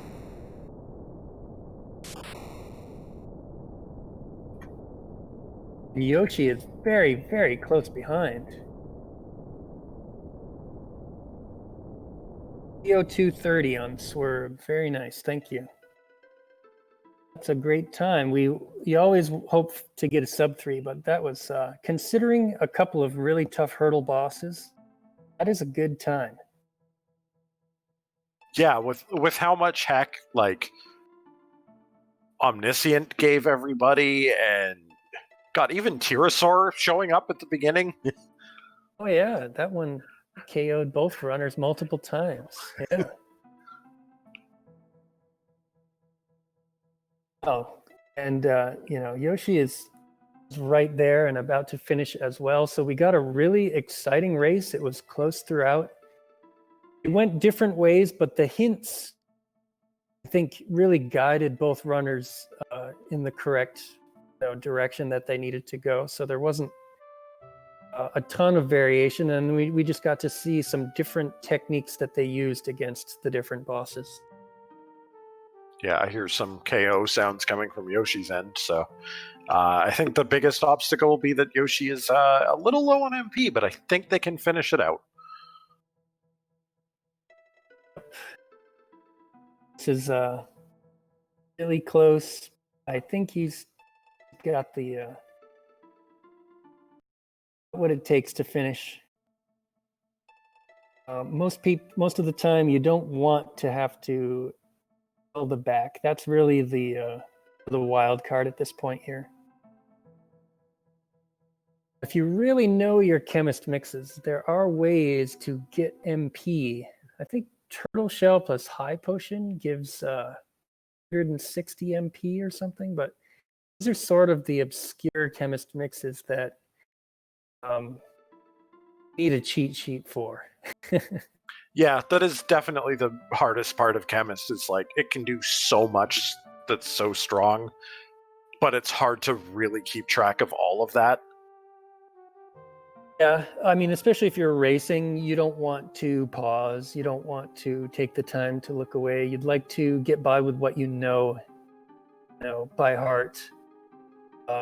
It's easy for me to be like, oh, there's a mix that you could use here, but that's not. I mean, you're in the Ned fight here. Your heart is racing. You're not going to pull an obscure mix out to win the fight. You got to go with what you know in the moment. Yeah, Yoshi's fishing for those holy knife procs. Okay, well, it certainly is going to do good damage when it goes off. I think I heard that, so... Yeah, I think that... Let's see what we've got left. One piece, and he can just Mind Blast it, so he should be in really good shape. Mind Blast it, he can attack it. Mind Blast, what does it cost? 7 MP? He's got enough for that. Oh, yeah. Should be just fine finishing this out now. Yep, there we go. There it is. Only a good 4 minutes later, which is, for a 3-hour race like this, that is pretty dang close. I was thoroughly entertained. Thank you to the runners. Good job. Yeah, thank you to the bosses who showed up and put in the work. But also, yeah, no joke, thank you to the runners. Thank you to you guys for all coming out and seeing this. I don't know if the runners are going to decide to do the special thing they had potentially planned. Now that they've both finished. Significantly underestimate. I don't know what that special thing is, but certainly there is time if they're up for doing something else. So one thing that is present in the randomizer, kind of as an experimental thing, is just because Neo X Death is like not just such a hard fight, but such a very kind of, he can be a centralizing fight in terms of like you plan the entire game around the fact that you are going to have to fight this specific boss.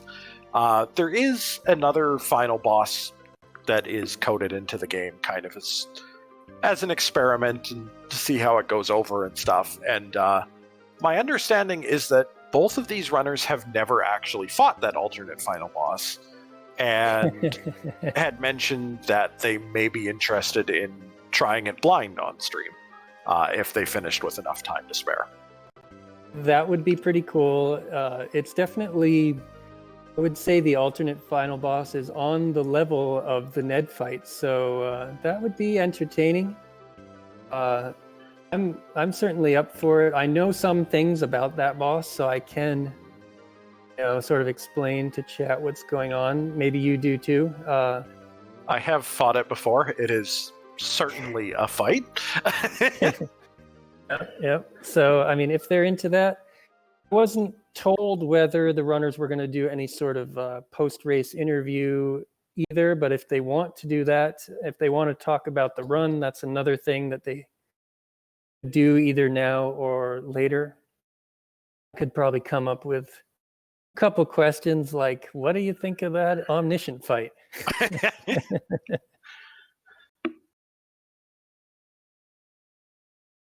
I saw Swerve in chat. Hopefully he's listening to us and can let us know in one way or another what he's up for, if anything further, or if he is. Oh, cool.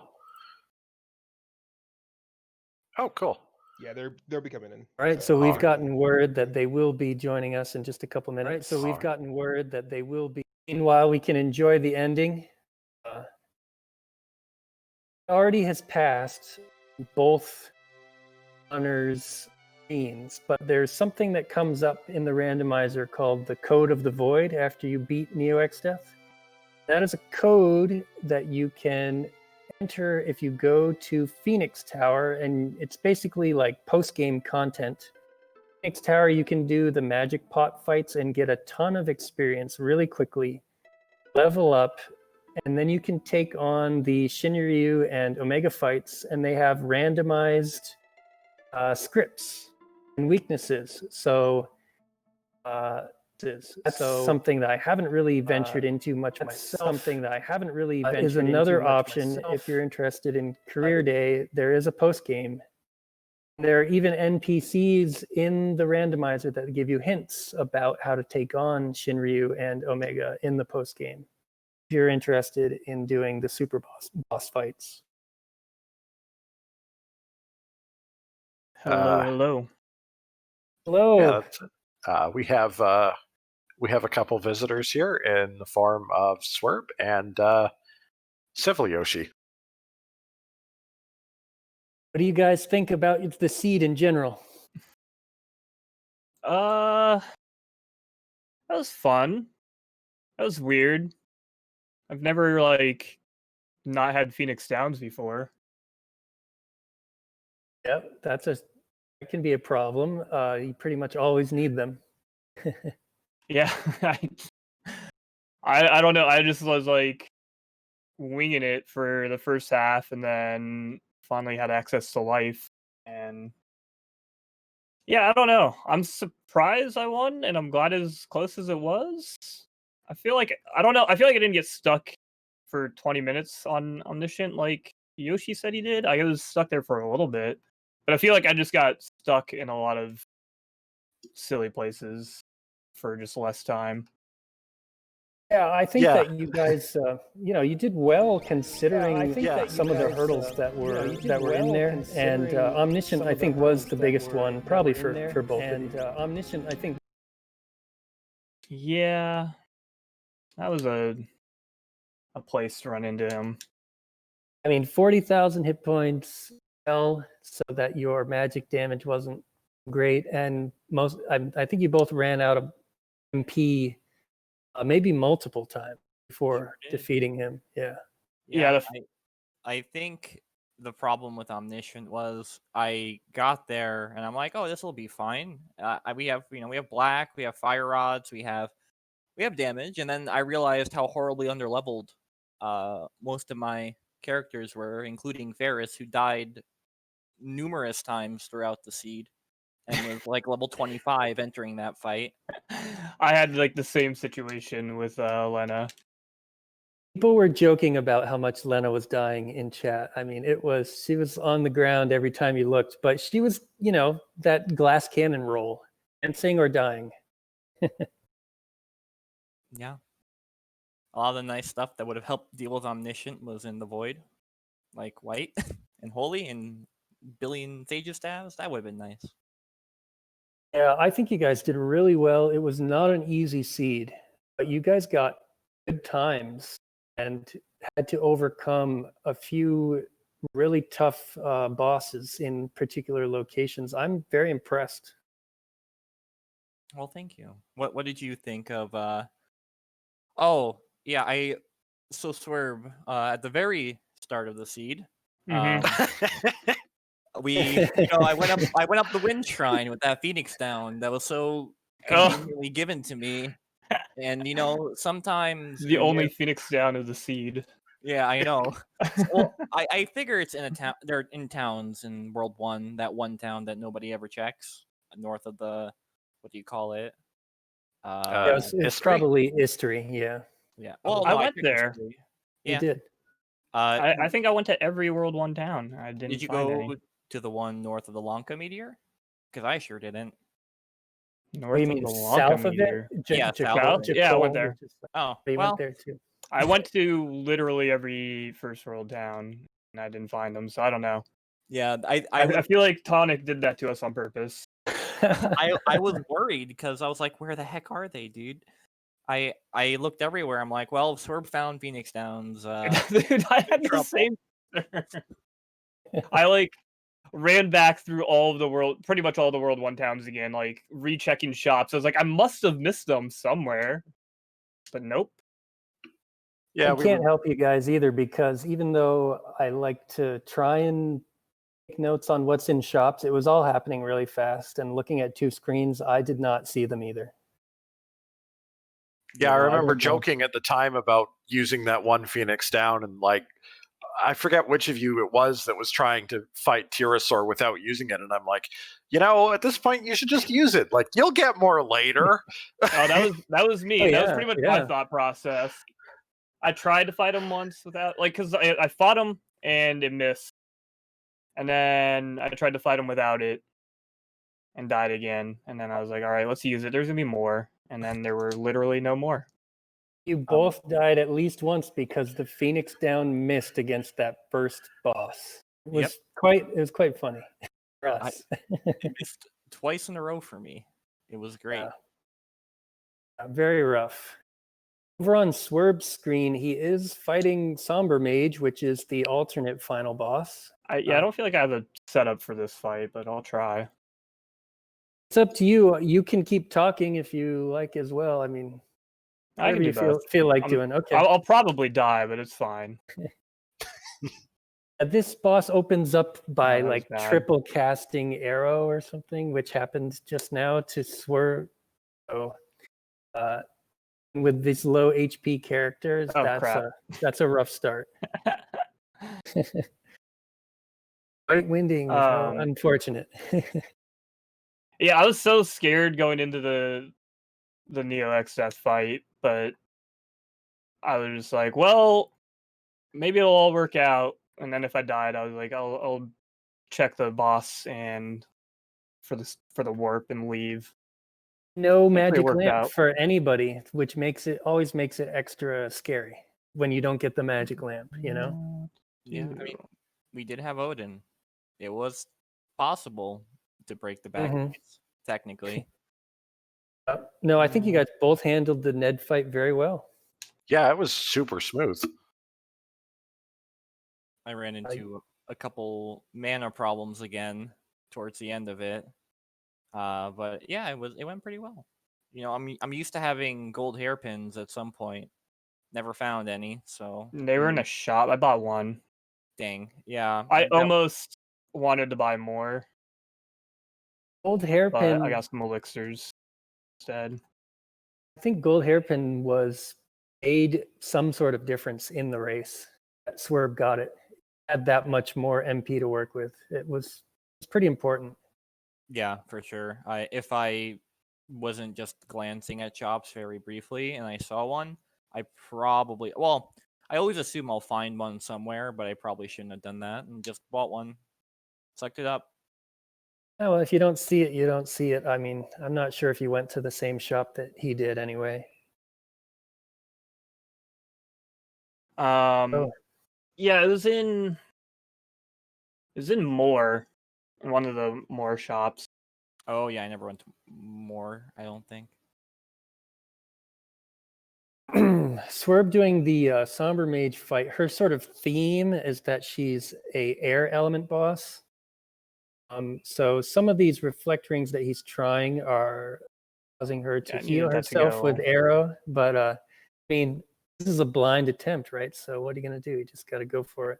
Well, actually, I did do this on stream like a week ago. I feel like you were there.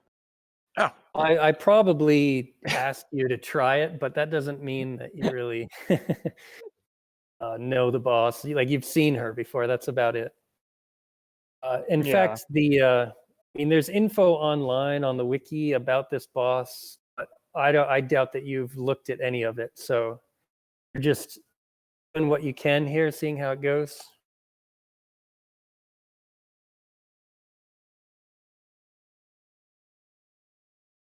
Yeah, see, I screwed up at the beginning.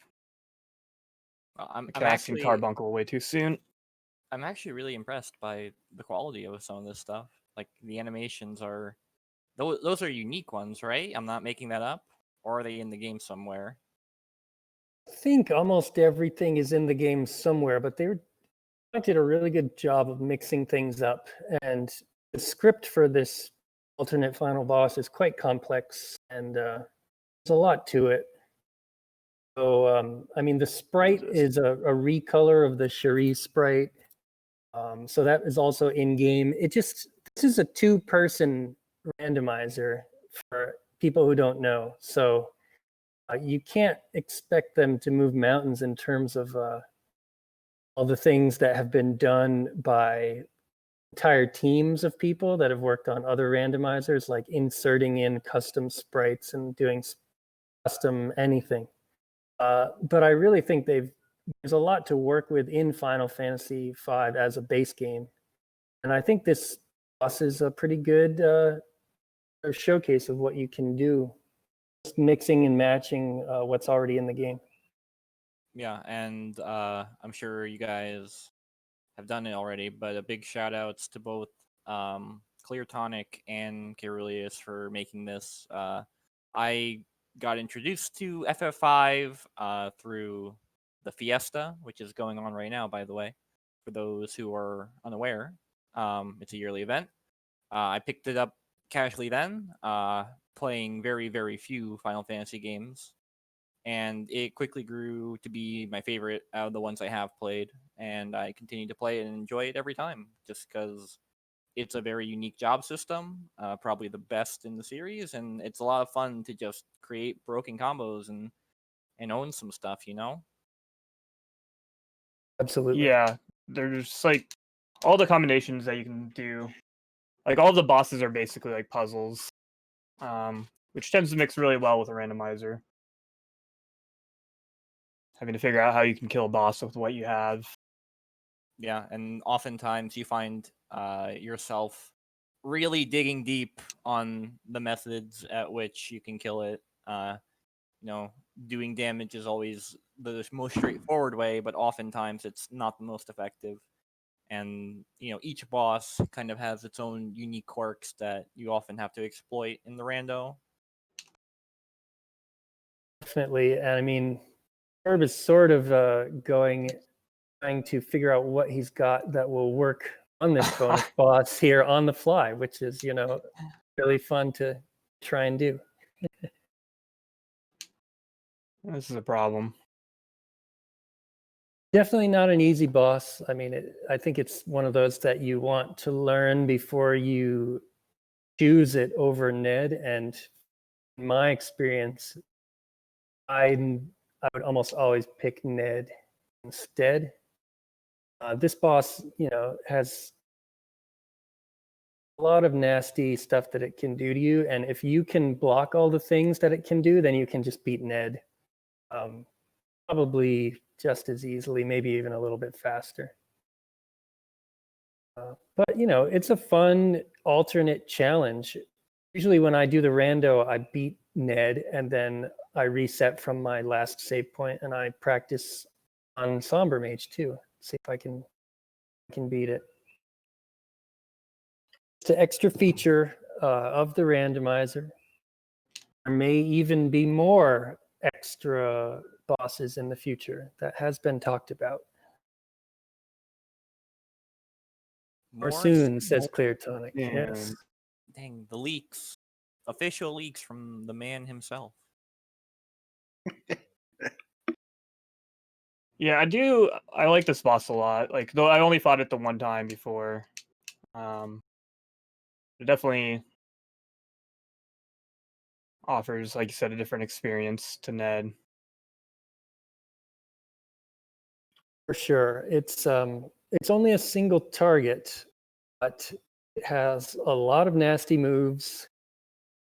And I'm hoping to maybe see some new lists from it soon once Swerve has done enough damage. Phase change. There you go. Oh, there is a phase change to this alternate final boss as well. This second form here is actually undead.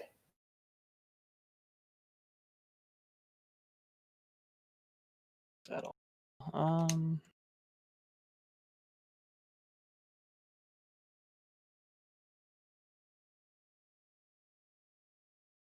Oh, don't do that. That was a bad idea. Ooh, absorbing water.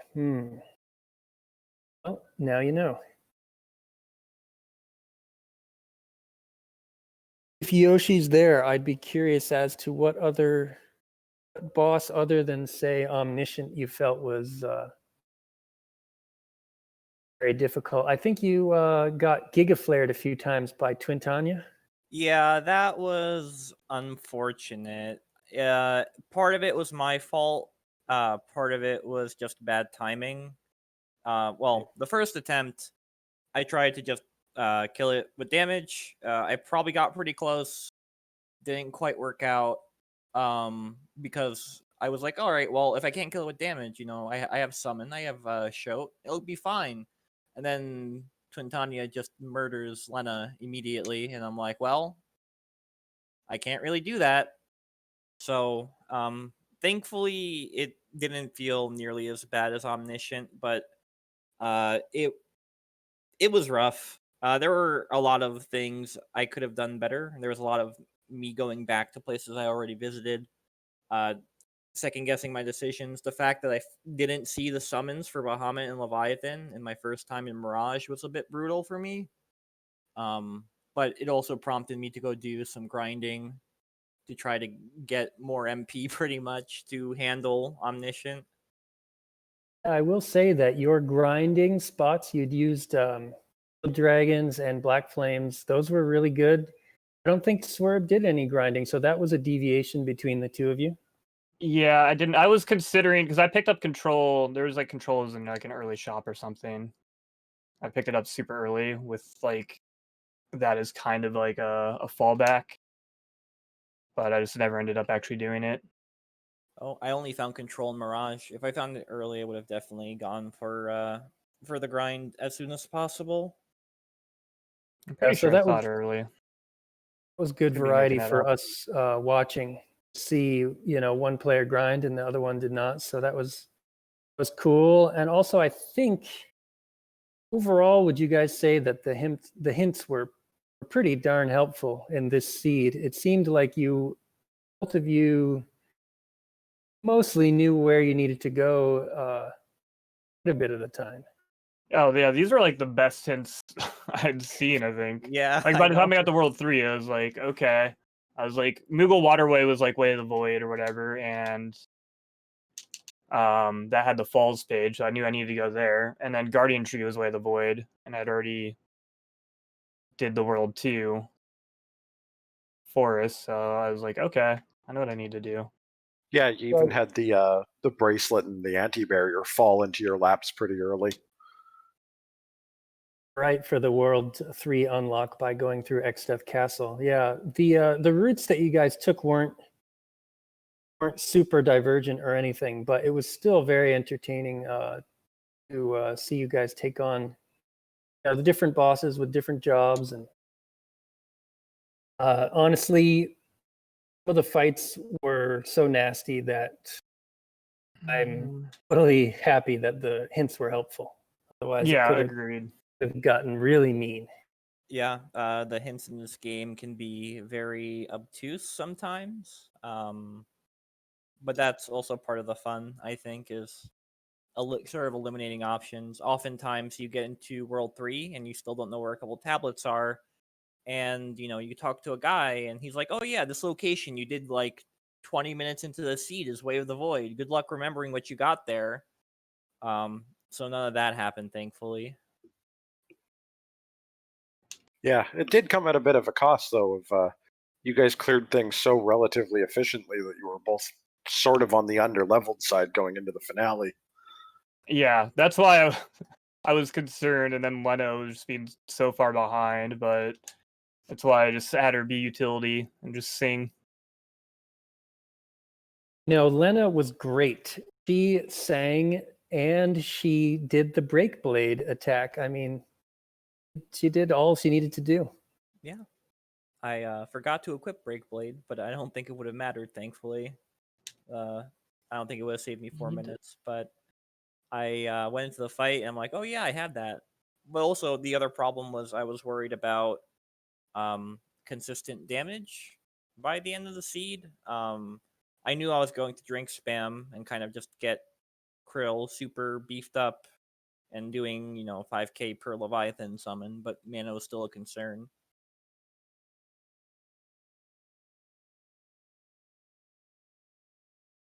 And actually, like Loki, I think my favorite boss kill happened super early on with the imps fight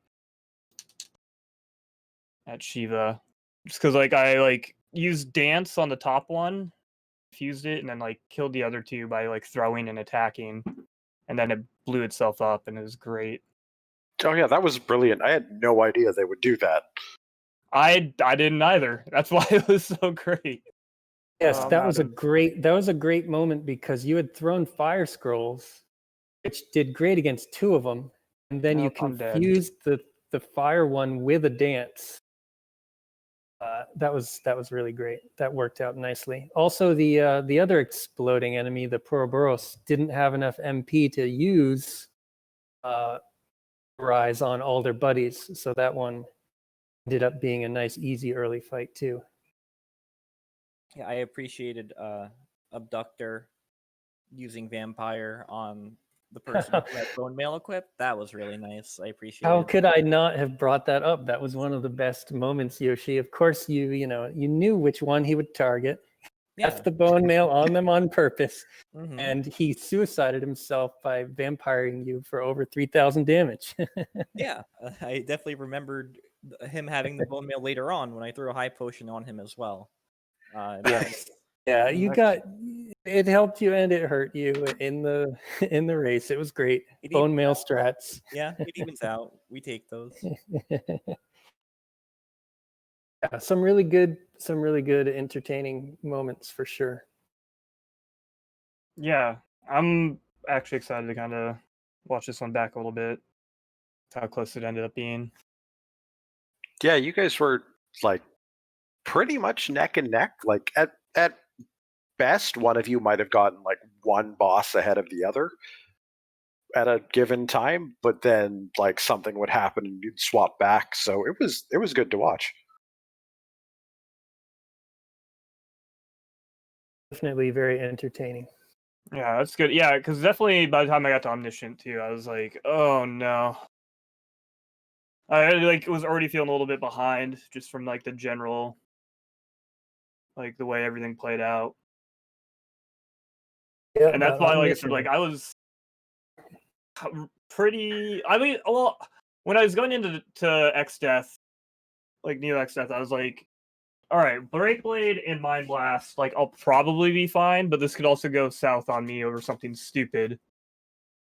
And if that happened, I didn't really know what I was gonna do. Like But getting thankfully, it Delta worked attack, out. that would have been nice.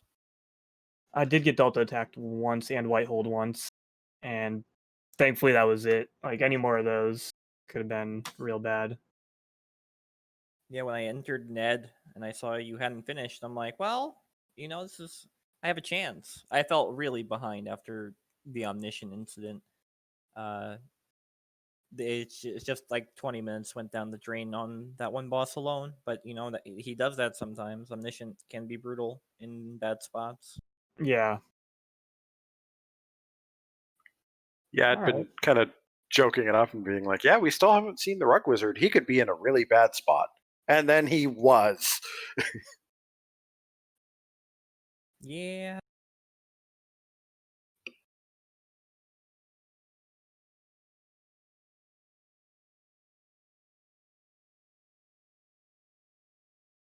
But it seems like that about wraps us up. Yeah. Yeah. Thank you both, Garl and Dries, for being here and commentating. I hope it proved moderately entertaining. Thank you to everyone in the chat for watching, and Locke for restreaming. Thank you guys Yeah. for doing the race and showcasing the randomizer for everyone, because this is a lot of pressure on you guys. You really came through, I think. Yeah. Again, just a mere what Yoshi said. Thank you to both of you guys for commentating and Locke for restreaming. And one more last thanks to Clear Tonic and Kid Rulius for making this. And yeah, I'm really glad that you approached me about this race, Yoshi. I'm glad it worked out so well. Yeah, It for was a lot of sure. fun. And for anyone who is unaware, there is a Career Day Discord. I do not have the link on hand, but I'm sure it's on the Career Day website. Be sure to check it out if you're interested in Final Fantasy randomizers, or if you're interested in Career Day specifically. I believe that is about it, though. Thank you guys so much for watching. And have a good evening, everyone. Have a good night.